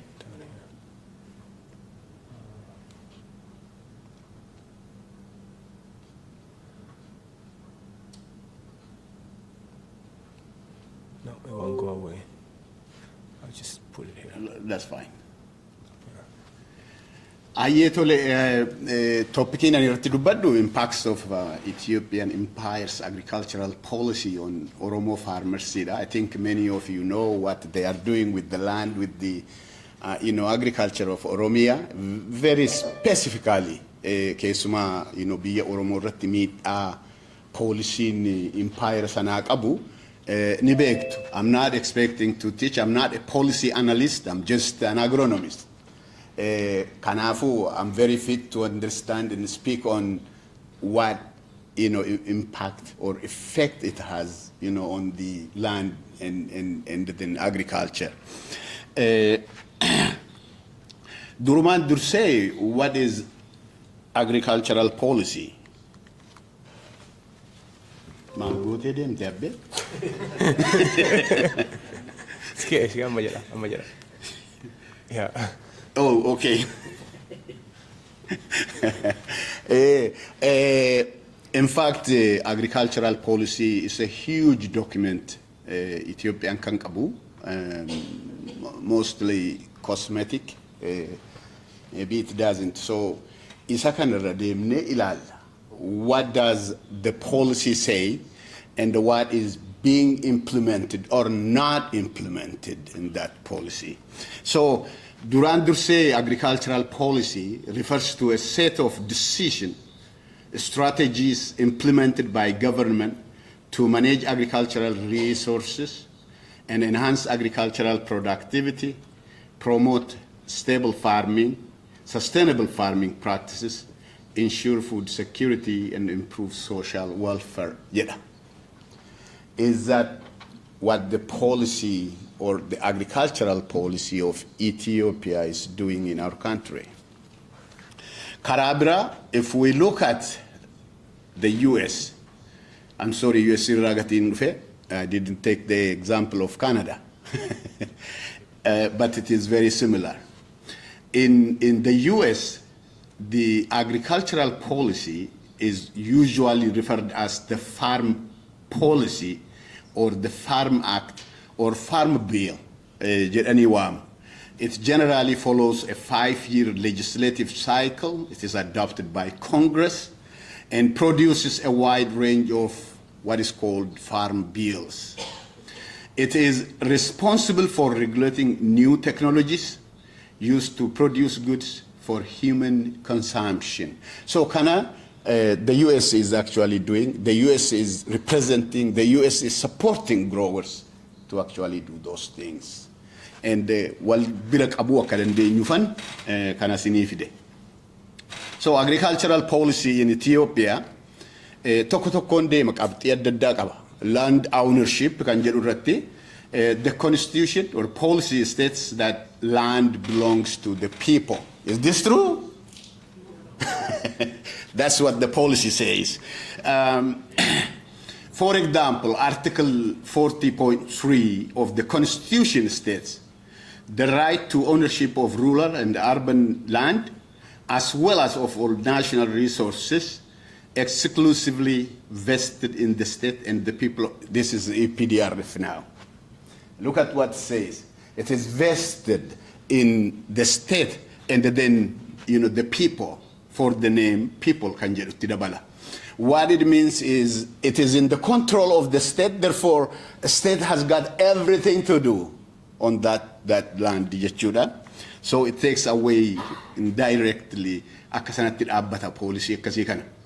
The real land policies starting from the imperial policy, they segregated the people into landlord and tenants. Yeroo baay'ee authority jiru OPDO durii or balabbata isaaniif kennuudhaafi gara sanatti that's what they did. Most people are tenants. The Derg nationalized rural land and exploited farmers by restricting their economic freedom, mass settled people from the regions onto prime agricultural lands of the Oromo. Kan hundi keenya beekta miti? Maqaa lafa gubatee or bishaantu roobuu dide jedhuuni biyya Oromoo keessa qubsiisamaa ture we didn't know what it was. It was not really namoota sana bilisa ongee jalaa baasuudhaaf otoo hin ta'ini, it was meant to dilute the Oromo population. Kanarraa kaatee har'a faannooni biyyi kuni biyya kootii wallaggayyuu kootii jechuutti kaate mitiire. That's what they were doing. All right, so the PDRF keessumaa kan argitanii, I think they transferred huge land Oromoo irraa buqqisuudhaan humnaani naannoo Finfinnee homa kan jiru. They commercialized the lands into local and then biyya alaatii kan wanni dhufe keessatti. Okay. So wanti sun yeroo godhamu, they excluded the Oromo from participating. Growers did not have anything to do. Kai gaafa jedhame nkaa buqaa bakka barbaadanitti geessu jechuudha. Na wanni biyya alaatii dhufe keessa the most aggressive, there were many. Indian firms, Saudi, Dubai, European firms cultivating biofuels in a country that is hungry of food. Okay? The crops are used to produce biofuels when the people are not self-sufficient. The Chinese and so on. So from that transfer, wanna kana wabiin qaba namoonni waan tokko tokko dhiyyeessanirani. You can see the dark, one is the farm size, what it used to be, and then the slight dark lafti hammamitti akka reduced ta'edha. So which means qotee bulaarraa hammam akka inni fudhame dur kan ture hamma sana kan dheeratu, which is this once, and then reduced into this. This is just from different areas. And then midhaan yoo argitanii qotee bulaan kan produce godhu ture from this to this, and then from this to this. So it is completely, taken off. Nyaata diqopheeffachuu danda'u, self-sufficiency ta'uu danda'u. It is not. What did the commercial farmers do? Midhaan gaafa biqishanii, it is not used for the local consumption. Biyya barbaadanitti geessu, homa geessu, and therefore that commercialization did not improve the livelihood of the Oromo farms. Homa or Oromo farmers, or the Oromo in general. So lafti irraa fudhatame malee midhaan achirratti biqilu isaaf hin taane ture jechuudha. Mee kana lambataa kan jiru, the proper use of land kan jedhudha, the policy they have. Innis maal jedha? Utilizing land in a manner that is sustainable and accelerated agricultural development is another foundation of our efforts in the sector. Really sustainable production and so on. In contrast, we see that people are purposely resettled into fertile and long preserved Oromo lands, causing extensive forest clearing. Is that then is a proper use of land? So we can see in here, for example, Karrayyuu keessatti waan argitanii, the commercial and the commercial industry has dislodged the farmers, humnaan irraa fudhachuudhaan sana duwwaayyuu miti. Horii isaayyuu akka irra yaafanne, and then the byproducts of the industry kanarratti kan argitanii, this is the Awash River. Bakka Karrayyuun horii isaa dhowaasu ofiisaafuu kan bishaan dhugaatii itti ba'u. Look at how polluted it is. Inni kuni the sugar industry or something isa jedhamudha. Achirraatii lafti kuni kan inni fakkaatu kana ilaala. So this is not at all sustainable productivity or proper management of the land. Kambrao, we have seen this heavily dislodged, heavily forest clearing, and then I think PDRF mostly it has been loaded day by day and goes to build infrastructures in Tigray. Okay, kuni kan tureda Kuni kan irraati arginu, I think biyyi Oromoo iddoo baay'een biyya bosona qabudha. Which as namni kun kan dhiyeessu lammeessaa kan jedhamu from 40% some time ago has declined to 5 to 7%. Dr. Ibrahim sila kan dubbate Oromoon safuu qaba. Safuu muka muruudhaaf illee safuu qaba. Ulfina qaba. Kabaja qaba fi naannoo isaa akkatti tiksu. However, sanarraa fudhatanii this has happened in Oromia. Not only that, the government is involved in the destruction of forest resources in the name of the fight against OLF. Kana keessa bosona kana keessa isaantu dhokata warra nu lolu jechuudhaan bosona meeqa gubate baalee keessatti kan gubate argitaniitu. So this is really very kunis kunoo kana kan ta'udha. And then in the sadaffaan kan inni jedhu, I can't cover all policies, I just took some of those that are relevant. Strengthening agricultural labor force, build the productive capacity of agricultural labor. Whew. What a beautiful statement or policy. However, this is, what we see. The government kills Oromo youth, farmers, working people, and make them hopeless. Where does it come that it fulfills strengthening agricultural labor force in this sense? So, kanan argitu, I think many of you have seen, on Facebook, namota dislodged ta'e bakka daddati buqqa'ee dhufe, namota ajjeefamani, and therefore, kana hunda kan inni ta'u ni argitu. So, kanaafuu Oromoon maalirratti dabarsaa jira? Gaddarratti dabarsaa jira, boo'icharratti dabarsaa jira, and therefore, there is nothing that supports strengthening agricultural labor force in Oromia. Ensure the health of farmers. People cannot engage in productive unless they are healthy. Once again, yeroo ilaallu, this is what happens. Kuni mana qotee bulaati. Argitanitti miti Facebookir ibiddatti qabsiisu. Waraanni mootummaa akka kanatti footoo dura dhaabbatee ka'a mana qotee bulaa fuuldura. Okay? This is actually a violation of the health of the farmers that were supposed to be productive and feed that country, especially in a place where it is an agrarian, society. Qonnarra duwwaa dhufa, qonnaa garuu akkasittiin wanni dhowwaa jiru. Iyyeenya kana immoo kan dhufe, this is just the recent fashion Ethiopian government has come with. Boqqolloo bakka bakkatti ciruutti ka'an.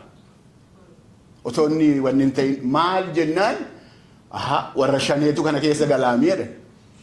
Is this really how you keep, the health of your farmers, destroying their crops and not making them not to feed themselves? Okay, so improving farming skills and the dissemination of appropriate technology. Dissemination of appropriate technology. The fallacy. Qotee bulaan biyya keenya waggaa meeqa dura kan nuti beeknu sangaa sanaayyuu sangaa nyaata dhabee rakkateeru sangaa gindii gotatuu hin dandeenye kanaan qotaa jira ammayyoona. Maacidii dur ittiin beeknu ishii sanaan qotaa jira baraayii midhaan kan baraayessanii akka kanaatti qopheessu. This is very primitive, isn't it?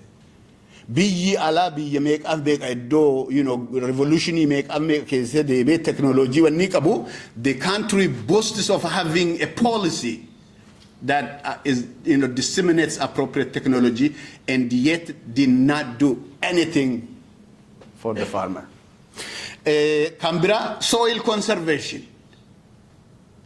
Jechuun lolaan isa fudhatee deemu isa homa godhu kana mootummaan as a policy dhaabbatee akka gargaaruu danda'uttidha.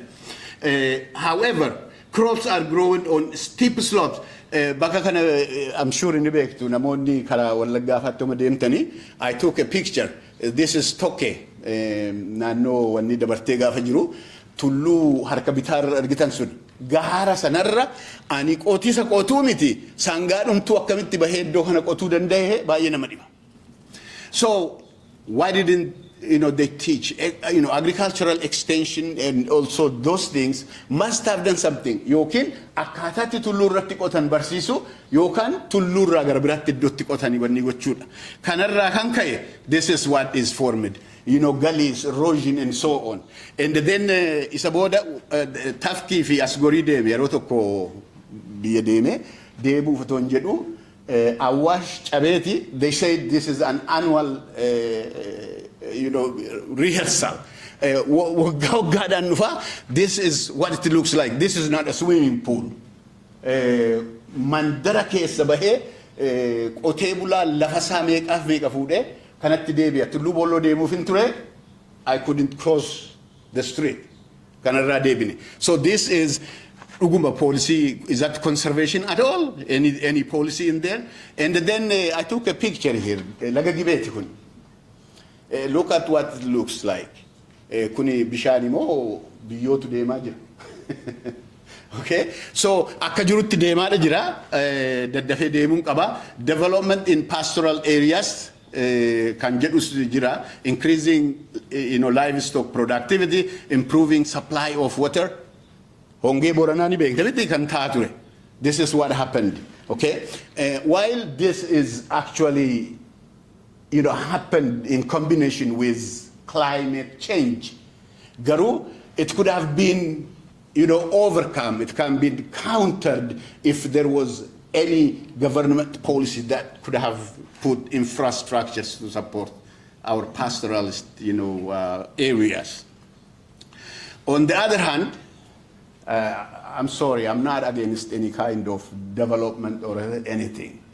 While this is what we see in the countryside with a cosmetic agricultural policy, biyya kana hindi fakkaatu laala. Ani, sana jibbuusaa miti guddachuusaa akkas ta'uusaa. However, biyya wajjin kan waliin fakkaanne uf agarsiisuu duwwaadhaaf magaalaa tokko keessatti kan kuni ta'uu. Why don't they invest into enhancing the capacity of their people, the farmers? So, kana lala, Finfinneen baay'ee jijjiirameera jedhanii dhaqee keessan deemne. This is what it looks like. And then here we go. And then this is the new park or friendship park ka jedhanidha. And more than it, seexana biyya keenya nyaate. Akka kanaatti sirratti dhaabanii isa kanaan uummata sana gadi cabsuudhaaf kan godhamu. So from all those kan taature kanadha, let me summarize then timing qaburra. Am I okay? Timing qabu xinnoo miti. You have gone over. All right. So from the imperial regime until today, Ethiopian land and agricultural policy is consistently oppressive land tenure system and undermines Oromo farmers' rights.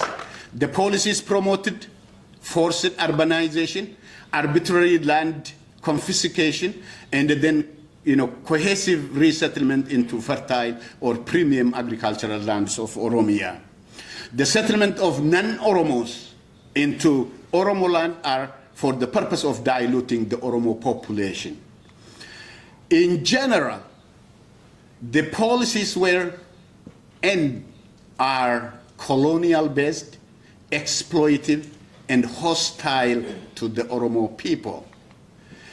The only solution then is Oromia must be free from colonial system and be independent.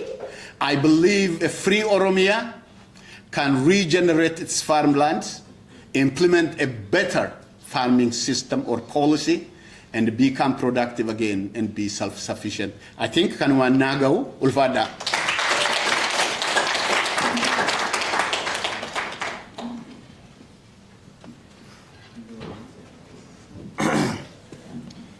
All right. Thank you, Dr. Oli. Bolamayo. For today, the bad nigodi. Gawani.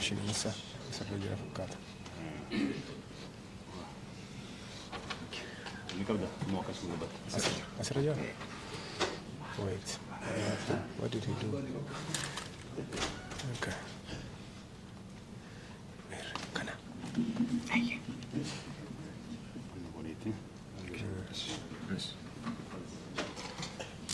Okay, thank you so much for the opportunity. Until the setup is done, I want to proceed with my presentation. My topic is diagonal thought, diverse management and capacity building in the context of Oromo challenge in Abyssinia and the Horn of Africa.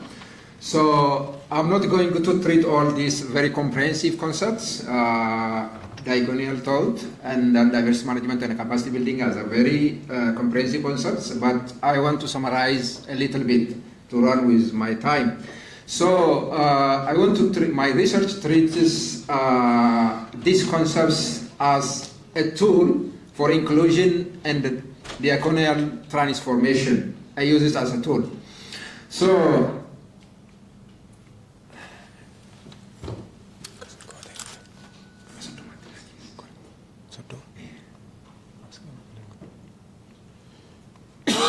yeah.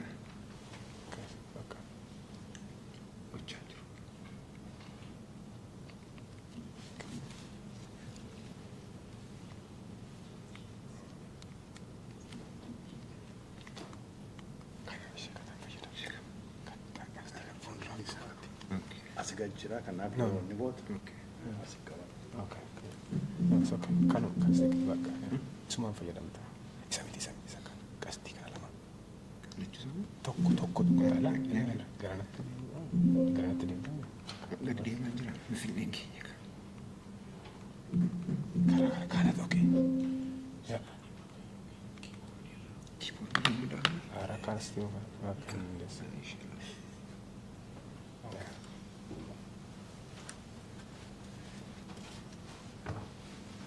Yeah, sorry for the inconvenience. So I start with the diversity management. Before I treat the diversity management, let me talk about what diversity is. There is no universal or standard definition of diversity. The definition of diversity is relative to economic, social, cultural, geopolitical, environmental, and legal technological factors. These factors or dynamics have consequently changed the compositions of many societies and influenced the way human beings interact, work, or cohabit with one another. Diversity refers to identity-based differences between two or more people, between individuals, groups, communities, and society. These identity-based differences include things such as race, ethnicity, age, gender, language, culture, kinship, clan affiliation, regional origin, and nationality or citizenship. Totally, we refer this as a primordial identity. And then the other type of identity is social identity, which includes occupational associations, political affiliations, media networks, business groups, labor unions, academic societies, human rights organizations, and broader society networks. So diversity is inevitable, cannot be avoided or eliminated by using force, but can be managed. It is a natural process and a resource, not a problem. When we are just looking at the situation of our country, especially the Abyssinians, scholars and activists are considering diversity as if it is a source of conflict. Especially they are probably propagating as if the ethnic diversity or ethnic federalism is a source of conflict. But in actual sense, ethnic diversity is not a source of conflict, rather it is a tool for resolving conflict if it is appropriately operated and implemented very conducively. So diversity is an issue of legal, moral, social justice, equity, and equality. What are the diversity forces of diversity? Demography, globalization, economic change, technological change, migration, political situations, and etc.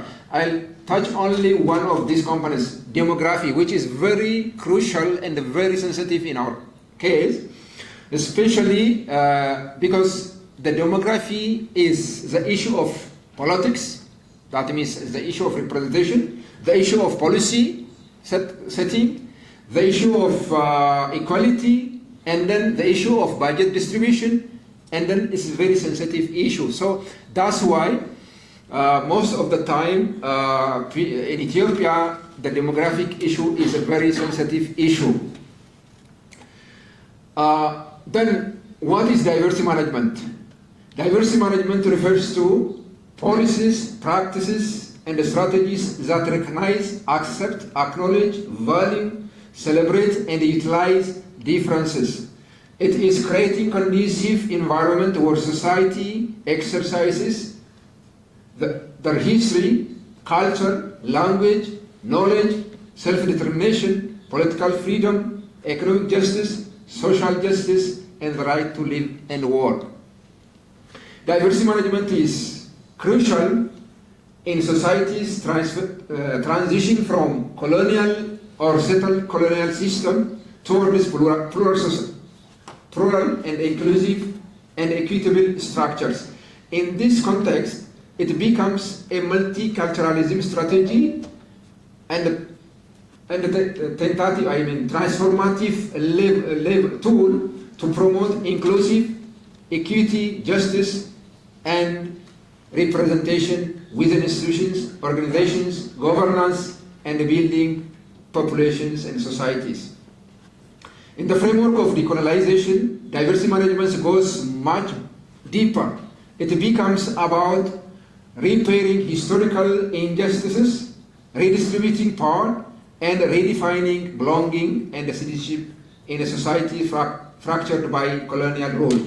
Diversity management is a concerted effort to diversity perspectives, amplify the voices of the marginalized groups, and promote cross-cultural understanding and exchange or communication. Especially here, the role of media and print and electronic media is very crucial. For example, I want to cite one of the theories, probably most of you might go with it, Garvey. Garvey is the theory adopted by Marcus Garvey. He used the very famous newspaper, weekly newspaper called the Negro Weekly. And then he was just using this kind of media tools to mobilize the population and the group and then the people of the black people, especially he advocates the black Americans to fight for the freedom. So in this case, he uses this kind of, he is a very orator, public speaker, and he uses this kind of media. And also, yesterday, one of the presentation by Dr.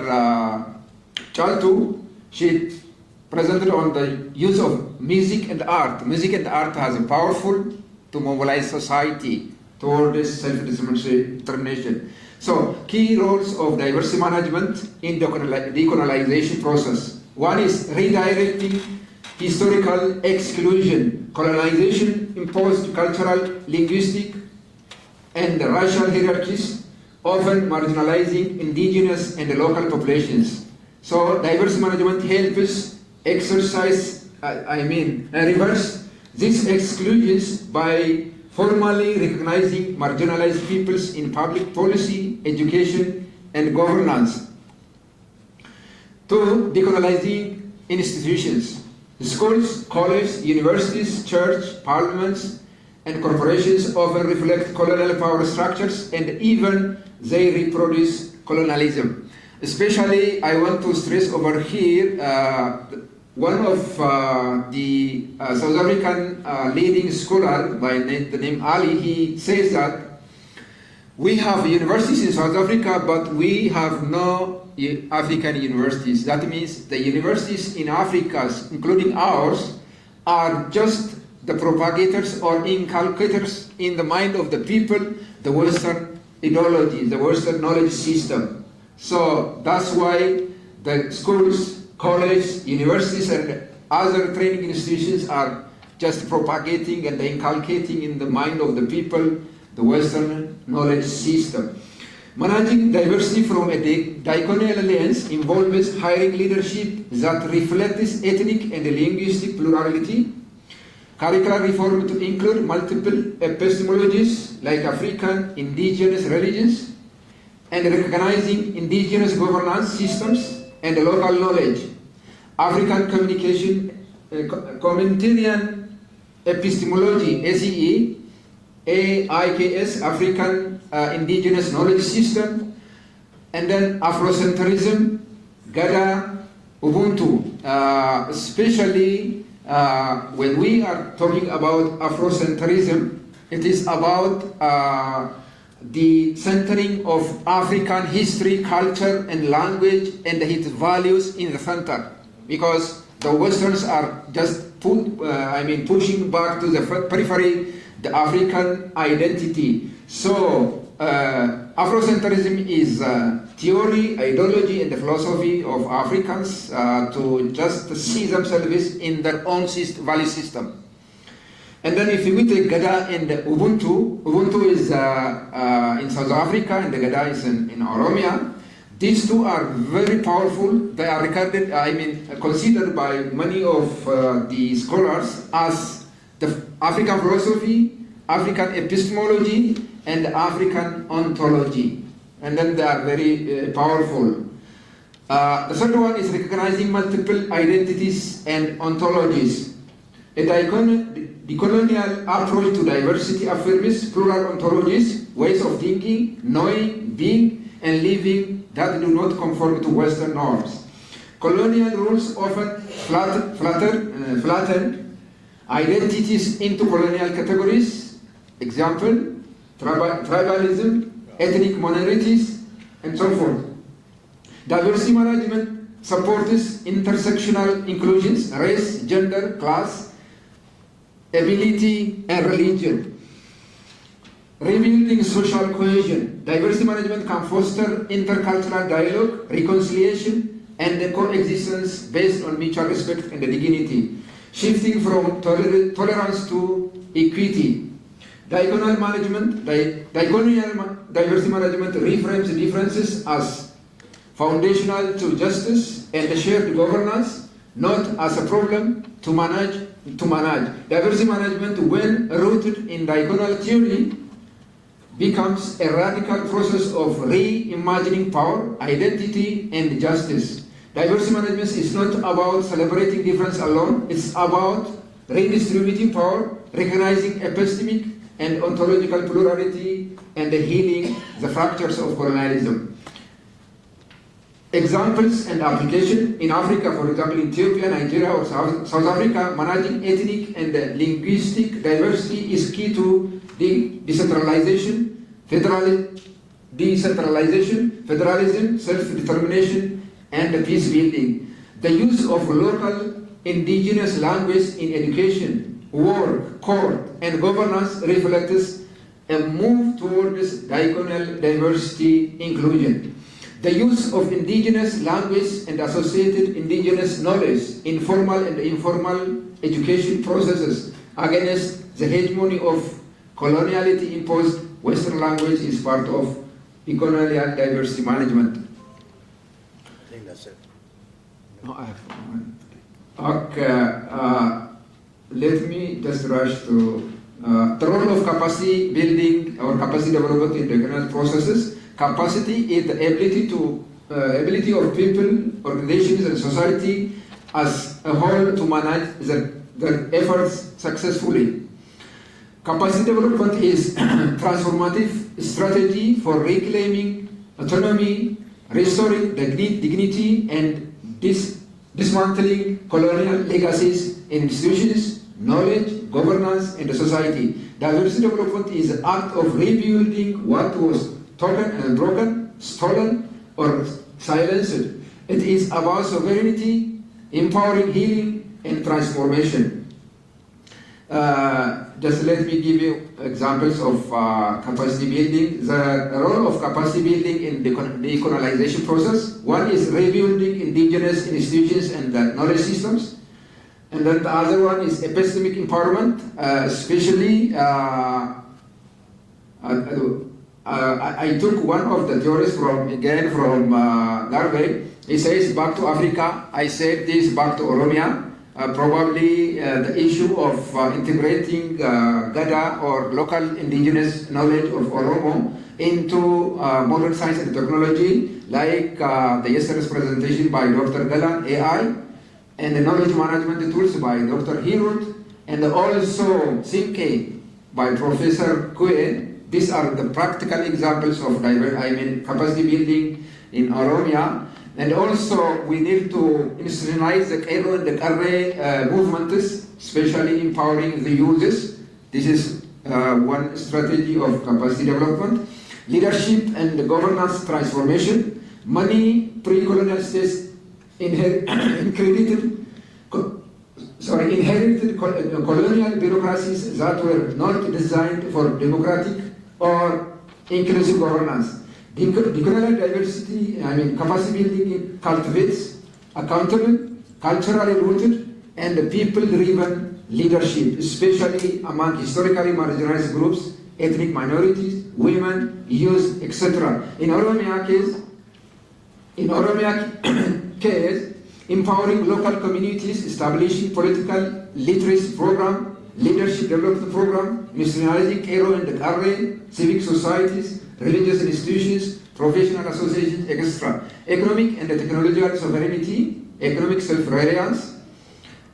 And then the other thing is, I think you have run out of time. okay. Lastly, language and communication, and also education reform. And let me just give you the last practical example: application of the decolonial capacity development sector. For example, education, training teachers in indigenous pedagogy and the local language, developed culturally rooted curriculum, syllabus and methodology, governance, developing capacity in community-led governance, decentralization of power and structure, mediation and customary laws, health, integrated indigenous healing with biomedical systems, train health workers from local communities, health extension, in agriculture, promote local seed sovereignty, traditional farming and farming knowledge, and sustainable land management, environmental conservation, and so forth. Lastly, just 1 minute, sorry. Let me give you one example, not example, this is my argument. Abyssinian and Oromia cannot be one country because of different worldviews and political philosophy. I dichotomize this into two. Take the characteristics of Abyssinians and Oromia. Abyssinians' nature is Eurocentric or ethnocentric, ethnocracy. Oromia is Afrocentric, cultural relativism. And then we ensure and embrace diversity. Political ideology, oneness, one language, one culture, one country. In the case of Oromia, we embrace diversity and cultural pluralism. Epistemic injustice, in the case of Abyssinian colonial empire, because colonial knowledge. In our case, indigenous knowledge and diversified knowledge, diversified ecology. Human ontology, dehumanization in the case of Abyssinians. In the case of Oromia, we respect human dignity and then human environmental relations. In the case of Abyssinian, exploitation. Oromia, stewardship and responsibility, accountability. Settled colonial migrate. In the case of Abyssinian, they are called local settled colonials immigrating from Yemen. In Oromia case, we are indigenous, originating from the Northeast Africa. Thank you so much for listening.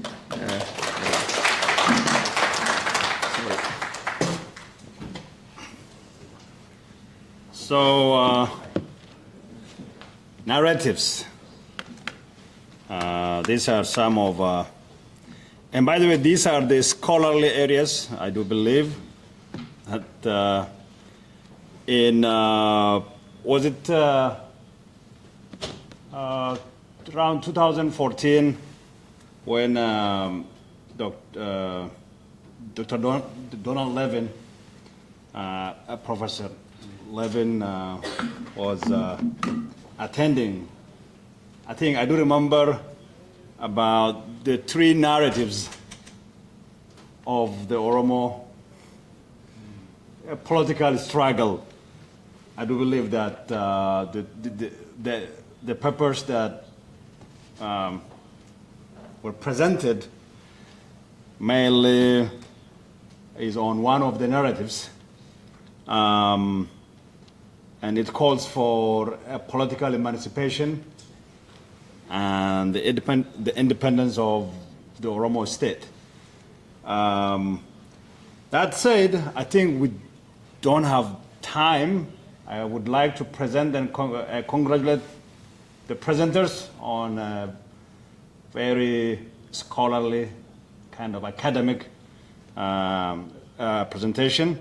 And I would leave the floor.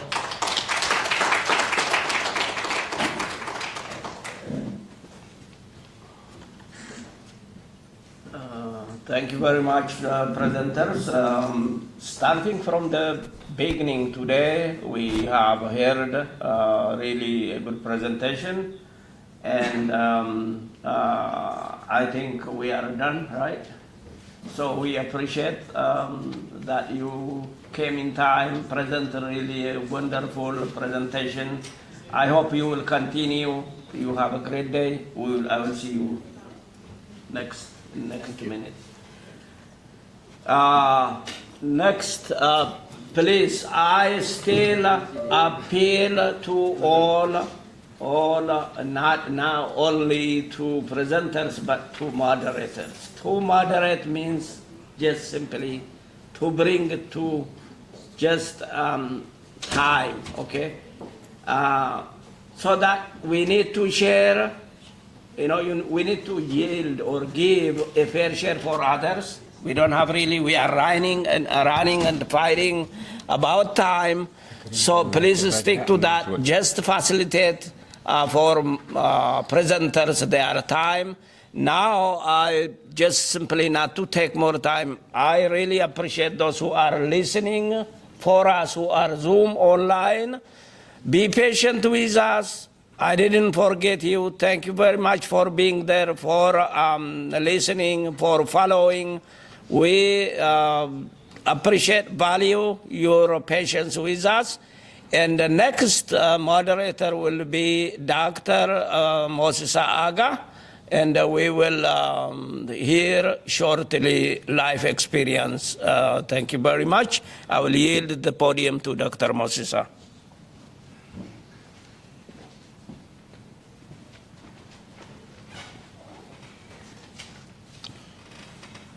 Ndagama. Life experience committee kanana hubadha kan nama biraati.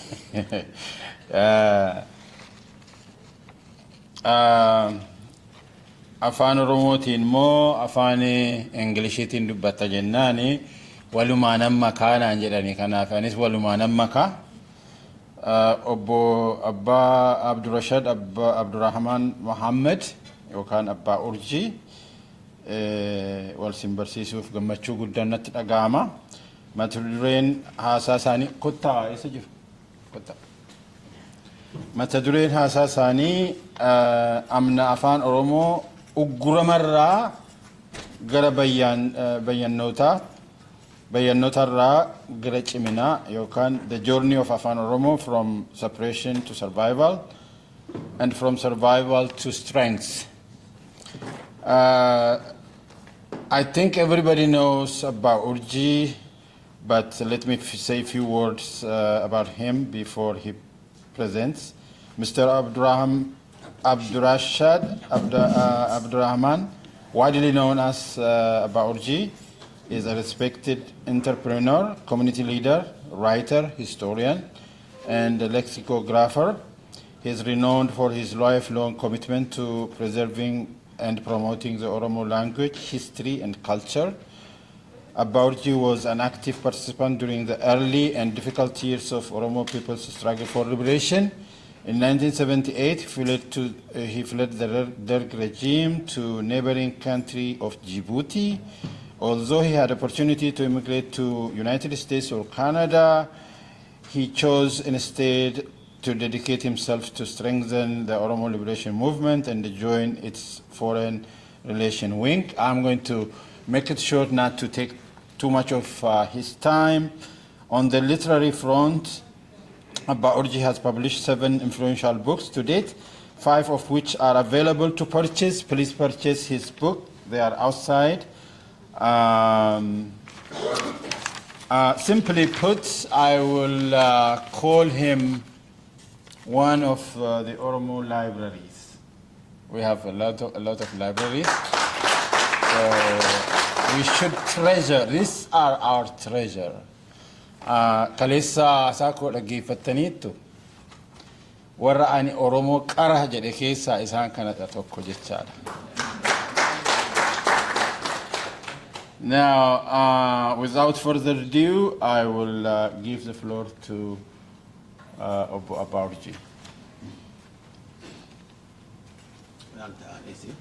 Okay. Galatomi doctor.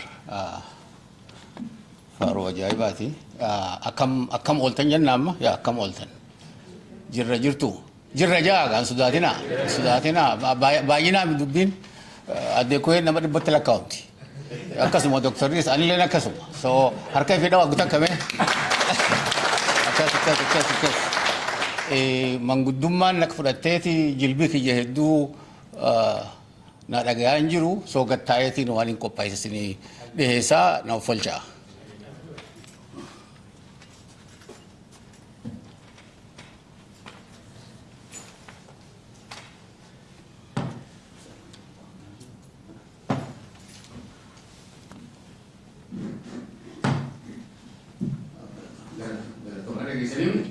Sagalee biyyaa uumaan jiru hunda dura akkuma sila jedhame warri qophii kana qopheessitan Dr. Beenyaa fi koreen naannoo kana jirtan hundinuu galatoomaa ulfaadhaa waggaa jalqaba duraa gaafa asitti dhiheessinuu 1989 ture York University dhiheessine gaafas anaafaa ture gaafa dargaggeessaan ture kanaafuu waggaa 30 eegasiis qopheessinee jirra.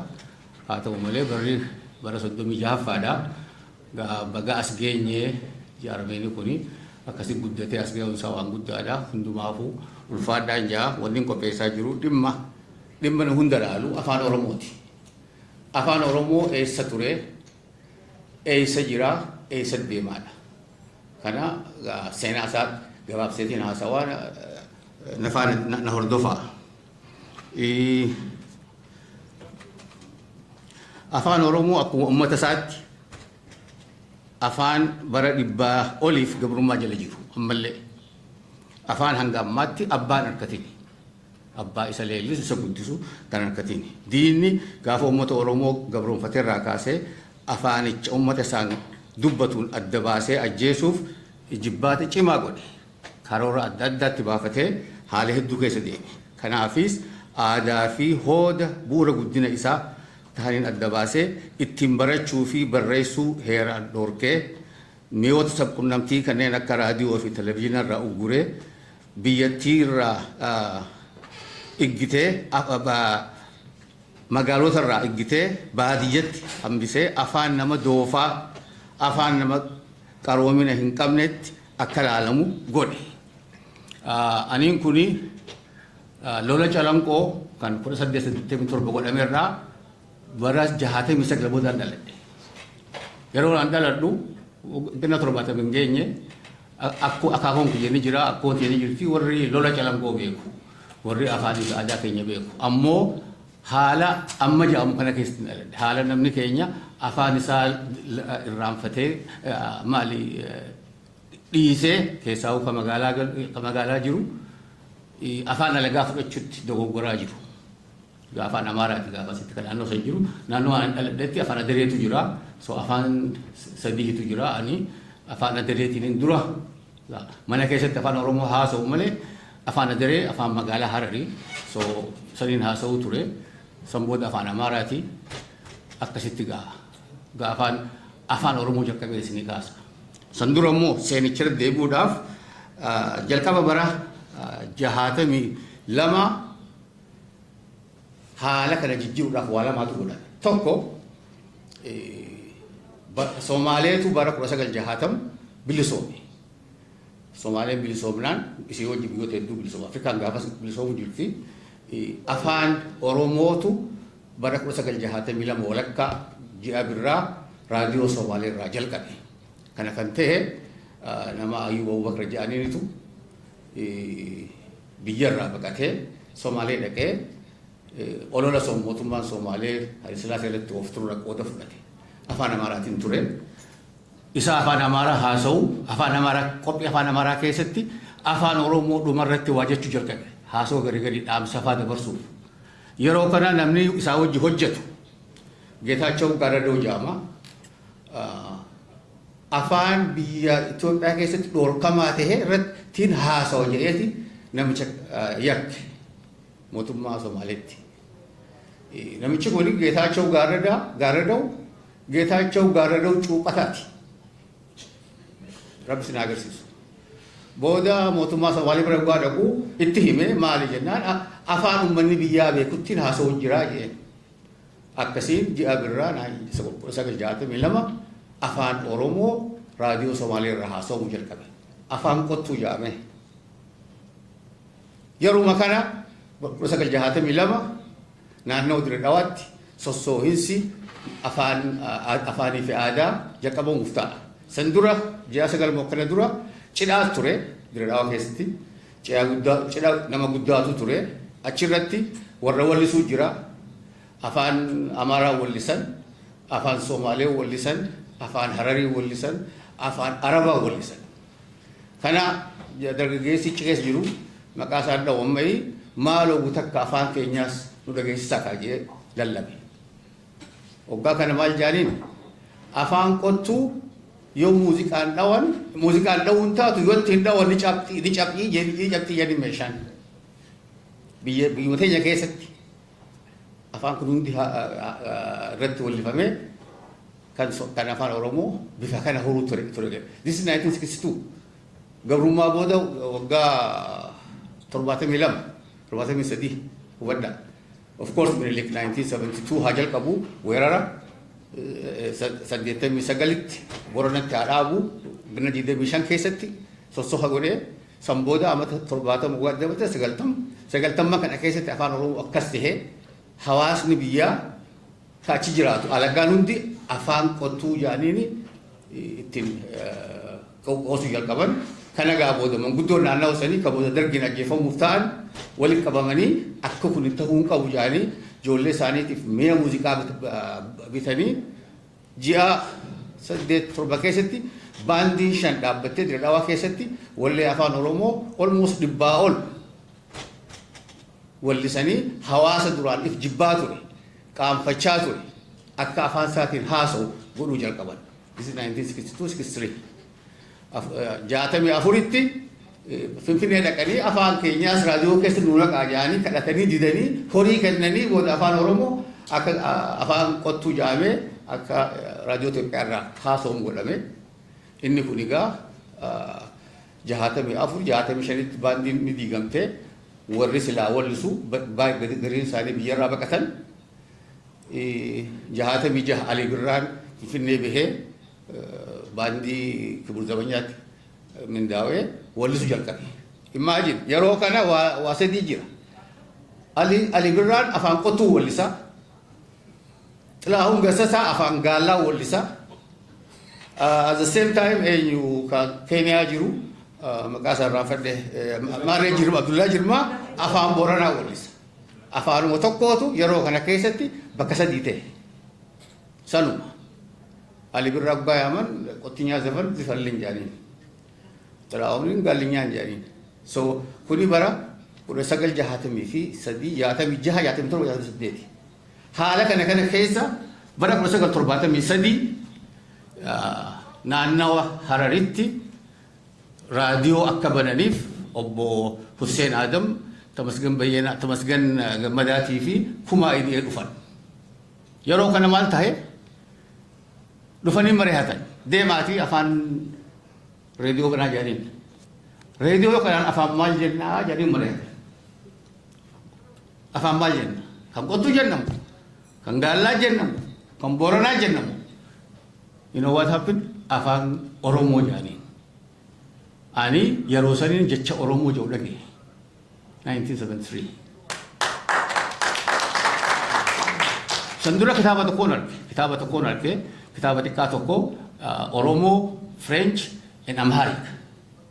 Booda laaleetiin kitaabicha afaan Oromoo hojii kun jechuun hoggaan dubbisu laatiin barreeffamee afaanuma kiyya afaan waan beeku. Maali eessa hawaasa akkamii kun kan afaan ani haasa'u jeetiin diqqifadhe. Galgala tokko anaa toora sa'a jaha salaateetiin masgidarraa baha naannawaa Harar ispiikara guddaa jira karra hundarra. Ispiikara kanarraa raadiyoo afaan Oromoo jedhee haasa'a. Kami afaan Oromoo kun eessaa dhufa afaan kun? Kan ani dhaga'u kanaa galu.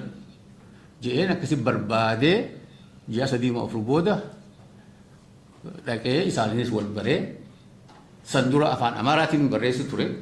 Kitaabni kiyya ka duraa grade 5 ittiin barreessee afaan Amaaraatiin jira malee forsi maxxanfamne walaloo afaan Amaaraatiin barreessu ture 1973 irraa eegalee afaan Oromootiin barreessu jalqabe. Gannamee kam? Shantamii. So afaan Oromoo akkasii jalqabame 73 irraa gaa ni Oromoo inni. Keessaa namoonni naannawaa keenyaa qottuun Oromoo taane ittiin isinii fufaa 73 gaafa obbo Hussein Adamii fi Tamasgeen Gammadaatiif idee raadiyoona kana akka jalqabu magaalaa Adariitti dhufan wanni isaan ta'e maali? Qubee gi'iziin barreessuu jalqaban. Maaliif barreeffachuu qaban waan haasawan. Reediyoo anis gargaaruun ture. Reediyoo Itoophiyaarraa oduu isuma san afaan Oromootiin garagalchan gi'iziin barreessan. Mootummaan dirqiteetii miti. Waan uummataa keessa jiru. Haala kana keessa gaama 73 maaltu ta'e isaan quban qaban malee naannoo sanitti nama Sheekh Bakrii Saphaloo jedhamu ture. Sheekh Bakriin nama Arabii beeku. Naannoo keenyatti sheekotiin Ajamii jedhaniin afaan harfi qubee Arabaatiin afaan Oromoo barreeffachaa turan. Nama san beeku. Ammoo lakkii qubeen Arabii tunis hin taatu jedhee nama fi mataa isaatiif waan sadhata afaan qubee Oromoo bocee 1941 kun bocee bara 1948tti barsiisuu jalqabe dhoo'isatti akkasi booda qabamee hidhame. Amma 78tti ni deebi'a 73 yeroo Hussein faan kana godhangaa waa lamaatti ammas tokko darasaa Sheekh Bakrii Saphaloo ture Dr. Maamad Rashaad jedhaniin Dr. Illee irraa hadisu Sheekh Maamad Rashaad Abdullee Somaaleetti kitaaba isaa kan duraa kan furaa afaan Oromoo jedhu maxxanse qubeedhaan. Yeruma kana kitaabni hirmaata dubbii afaan Oromoo jedhamu biyyarraa ergamee Jarmanitti maxxanfame. Namoota maqaan dha'u. Haala kana keessa afaanichi gaama qubee horuu jalqabe. 1975 bariisaatu jalqabe. Bariisaa keessa bariisaa irratti dorgommii ture. Bariisaan giizii barreessuu jalqabe saabaadhaan. Afaan kuni lakkii qubee kanaatti to'amu qubee sanii tahaa wanni wal falmaa ture. Falmii kana keessatti unootama afaan jiran gaafas warri barreessuu ture. Afaan Oromoo Laatiiniin wal simachaa dhufe. 1975 kaniin baree ittiin barreessuu jalqabe. Laatiin gaamma wanni guddaan beekamuu qabu haala kana keessa bara 1991 dhufee san dura 1980tti san dura warri sabboonotaa fi qabsaa'onni afaanicha qubeedhaan ittiin barreessuu jalqaban. Of course 1980 kitaaba hedduutu maxxanfame Jarmanitti qubeen bifa amma jiru kana horte 1980tti marii warra sabboonotaa fi qabsaa'otaan godhameen qubeen bifa amma jiru kana bifa caafii jarri kuni dachaa ta'anii haala ittiin barreeffamu kana hortee afaanis isa kanaa wajji guddachaa dhufe. Afaan Oromoo odoo haala kana keessa jiru odoo amma Jibuutitti namoota barsiisaa turre akkuma reefu jaame 78 irraa bahe 91 dhufe. 91 gaa dhufu qubeen guddattee dubra taatee mootummaa hortee mana barnootaa keessa seentee barsiifamuu jalqabdee qubee jenereeshinii horuu jalqabde. Yes? Harka dhawaa gamaa calliftan.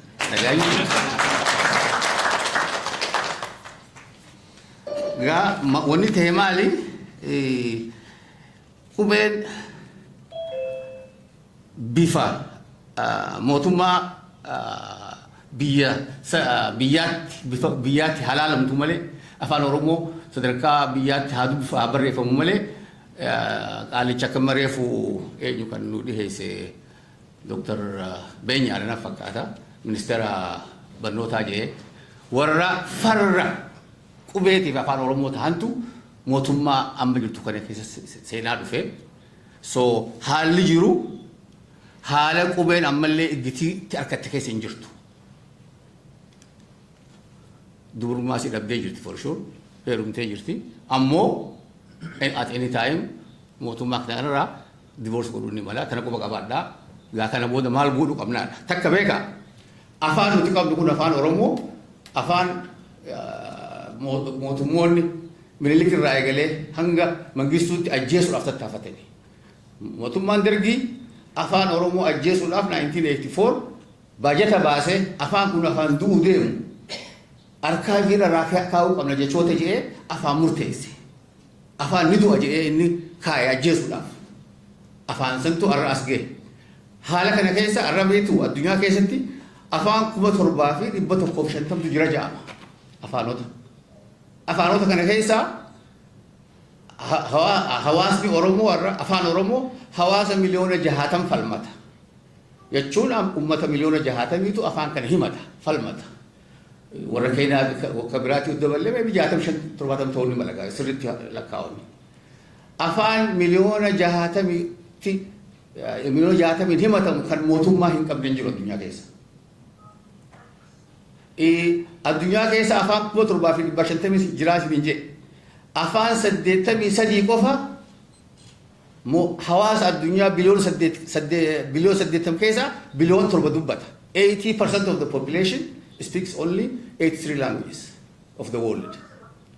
Kana keessa afaan Oromoo afaan miliyoona 60 yoo shalayne Xaaliyaanii fi Turkiitti aaneeti ka argamu lakkoofsa 24-25 jira. Afaan lakkoofsa 25 keessa jiru kana keessatti hawaasa addunyaa cinaatu isaan dubbate jechuudha afaan 25. So afaan guddaa qabna. Afaan sadarkaa olitti jiru. Afaanonni biraa irra guddaan hawaasa waa xiqqoon haasa'u. Akkasuma wajji immoo afaan ammallee wabii hin qabne afaan ittiin barreeffamu ittiin katabamu haa ta'ullee afaan isin keessa namni afaan Oromoo barreessee dubbisu namni meeqa naa baasa barreessee ka dubbisu. Kan kitaaba afaan Oromoo 5 manaa qabu meeqa naa baasa 5 10 ka qabu 20 ani 200 afaan qabu nara maaliif beektu afaan guddisuun warra afaan barreessu gargaarudha. Kitaabota akkasii bituudha. Manatti guuttachuudha. So wanni guddaan ammallee Oromoon itti duba jirtu. Walleenis haa ta'u ogbarruunis keenyatti afaan alagaatiin mari'anna. Afaan keenya afaan konferensii afaan seminaaraa akka ta'u irratti hojjechaa hin jirru. Bu'aa inni qabu hangam takka akka diinni isa jibbu beekaa hin jiru. Kanaaf please kiyya qofaan ka bituu qabdan ka biraatti bituu qabdan afaanota kitaabota mana qabaachuu qabdan kitaaba afaan Oromoo ijoolleen Oromoo haa agartu mana keessatti ijoolleen teesse yookaan amma gaasilaa ijoolleen qabnu grand kids warra akkoo taanuuf anaa fi Dr. Koen mana keessa jiraachuu qaba kitaabonni Oromoo heddummaatee jiraachuu qaba. Okay? Isarratti investi godhuun hegeree keenya cimsaa jeetii yaada. Kanaaf afaan keessaa'uu gama OSAtiin ammallee yeroo dhaan qaba. Gama OSAtiin dhimma afaan Oromoo irratti xiyyeeffannaa kennuun barbaachisaadha. Jaarmoota akkanaati kan afaanicha jiraachisu. Haga akkuma reefu jedhetti mootummaa hin jiru. Mootummaan Oromiyaa bara 2-3 dura Abiyoot afaan 5 godhe afaan paartii manni ni goggora afaan biyyaa sehaa afaan shan oggaa godhu naannoon tokko afaan isii malee kan biraa qabaachuu qabdi jedha. Kan biraa kan qabaatamu kun beektu maal afaan Amaaraati. The next wanni sessionii kan ture kan caffee warra marii jaraa afaan Amaaraatiin ture. Maaliif afaan biraatis godhachuu qaban jee. So xiqqoon wanni isaan yaadaa jiran afaan Oromoo dhabamsiisuudha. Namichi mana keessatti afaan Amaaraa haasa'u for sure. So isa kanaaf dubachuu qabnu afaan keenyaaf waan guddaan xiyyeeffannaa guddaa kennu qabna. Deeqa hangana hafte afaan alagaatiin wati qojaa. It's a great privilege to stand before you today to speak on a subject that touches the soul of our identity, the journey of Afan Oromo, from suppression to survival, and from survival to strength. Afan Oromo, the mother tongue of the Oromo people, was once silenced, criminalized, and driven underground. To speak it in public, in schools, or in courts was seen as a sign of inferiority, even backwardness. Saluma kasuma na yada dani gafan ula turba sadeta baradu ugan scholar rabehe courti na kotore courti fagu ngatan baradura achi thayati dagefat wonni hasamu afana marati courti namni chi dufe rakosai moto nam oromoti sema bolo jani achi afana oromo akasiti mamature. So that was the case. It survived, no. So how did this once forbidden language survive? It survived not because it was protected by law or promoted by institutions. It survived because our people refused to let it die. It lived in our homes, in our lullabies, in our prayers, in our folk songs and poetry, in our proverbs and oral traditions. Mothers taught it to children, elders shared it by the fireside. It lived in whispers and in resistance. It lived in exile. It lived in our hearts. Afan Oromo endured through the resilience of ordinary people. Farmers who spoke it daily, freedom fighters who carried it with pride, writers and artists who infused it into every story, play, and song. The question then is not only how Afan Oromo survived it, but why. To survive, it survived because language is more than a means of communication. It is the soul of a people.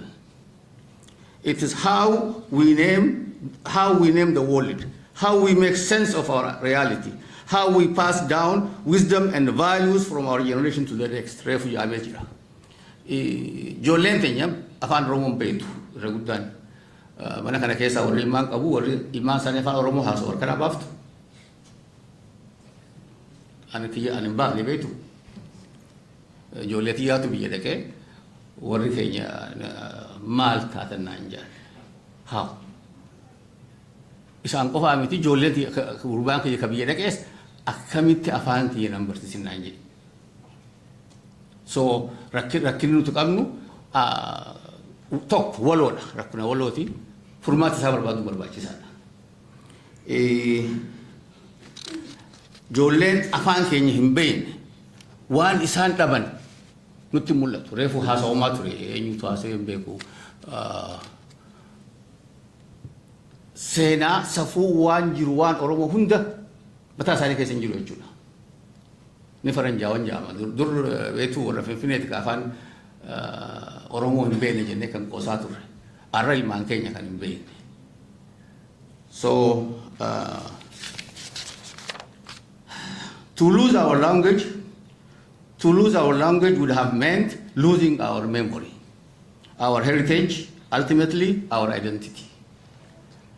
The journey of Afan Oromo from the shadows of suppression to the light of recognition is one of the most powerful testimonies to the resilience of the Oromo people. Let us remember, it was forbidden in schools, but today it is a language of learning, for sure. It was banned in the media, but today we hear it on radio, TV, and social platforms. It was ignored by government, but today it is the official working language of state of Oromia. This did not happen by chance. It happened because of sacrifice, resistance, and the tireless efforts of the Oromo scholars, activists, writers, and community members, especially singers. Some of whom paid the ultimate price. As someone working to preserve and promote this language, I can tell you, every book written in it, every story told, every song sung has helped ensure its survival. And now, here we are, standing with pride, watching as Afaan Oromo is taught in universities, broadcast across airwaves, and debated in parliament. But let me be clear, our work is not done. Survival alone is not enough. Our mission now is to ensure its flourishing. Afaan Oromo must become a language of science, law, technology, seminars, and global resources. We must develop it, refine its grammar, expand its vocabulary, and create modern tools that enable its full expression. To do this, we must invest in it so that the next generation of Oromo children can dream, innovate, and lead in their own language without limits. Let us honor our past not only with memory, but with action. Let us next chapter, the story of Afaan Oromo, be one of the expansion, innovation, and excellence. Let us remember, language is not just a tool. It is a weapon of resistance, a bridge to memory, and a memory to identity, of identity. Afaan Oromo survived because it was rooted in the hearts of the people. It will thrive only if we continue to plant it in the mind of the next generation. Let us honor those who sacrifice to protect it by building institutions that elevate it. Let us be bold, creative, and unapologetic in our commitment to its flourishing. The Oromo Study Society Association has a unique responsibility to lead, to support, and to innovate in the advancement of Afaan Oromo. May Afaan Oromo never again be silenced. May it rise always with the dignity of its people. Galatoma. Hedduu galatooma. Waa afaan lama jechuun barbaada. Akkuma isinitti hime kun laayibirariidha. Kunoo sila jedhee miti. Namoonni akkasii beekumsa hedduu qaban. Wanti hin qabne beektu waan adda isaan godhu kan barreessanii kaayantu baay'een hin jiran. Akka kanatti barreessanii kan kaayan. I'm sure waan amma dubbatte kana qofaa miti waa hedduutu barraa'ee jira. Kitaaba 200 oliin qabaa jedhanii. Afaan Oromoo yaa. Afaan Oromoo anillee 200 oliin qabu waa xiqqoo nan qaba. Garuu waa tokko waan Profeesar Mohammed Walgayii dhuma akkasii irratti kan dubbatan tokkoon irra deebi'ee dubbachuu barbaada. Ani isaan jedhanii an laphee konan lite jechaadha. Kitaaba kana yooman dubbisaa jettanii biran darbiina keessuma afaan Oromoo yoo ta'e yooman kana taa'ee dubbisa jettanii itti rakkatiina. Bitaadhuma shelfii keessanirra kaa'a. Bitaadhuma shelfii keessanirra kaa'a. Tokkoffaa seenaaf sinii ta'a. Lammaffaa yoo isinin bittan ta'e warri barreessuuf deeman barreessuuf hin deemani afaanichi du'aadhuma deema. Afaan Oromoo guddisuudhaaf hawwii qabdu taanaan kitaaba bitaa kan afaan Oromoo yoo argitan biran darbiina bitaa. Isa kana ani wanta kootti laphee kootti qabadhiitan jira. Hundumti keessan akka kanatti lapheetti qabadhaa. Hedduu nu galatooma. Ammas dabalaa nu barreessaa kan nama laata. Ulfaadhaa galatooma.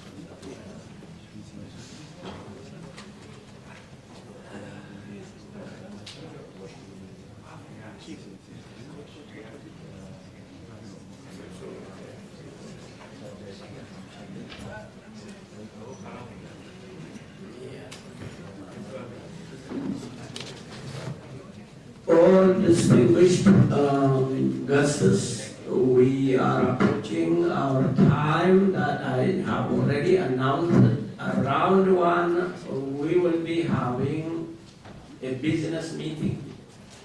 So to start the next panel, we don't have enough time to complete. So the next panel will be after our business meeting. So we request you just to go for your lunch, members, okay, and come back after 45 minutes. And we really appreciate your patience. Don't abandon us later after the business meeting. Come back. We will be waiting for you here. And we really appreciate your resilience. All members, please remain here. Don't move from your place, okay? Thank you so much. Those of you who are online, who are watching us also, please due respect, please stay, come back, just like the in person. After 45 minutes, please check on us. Thank you so much. We will start our business meeting.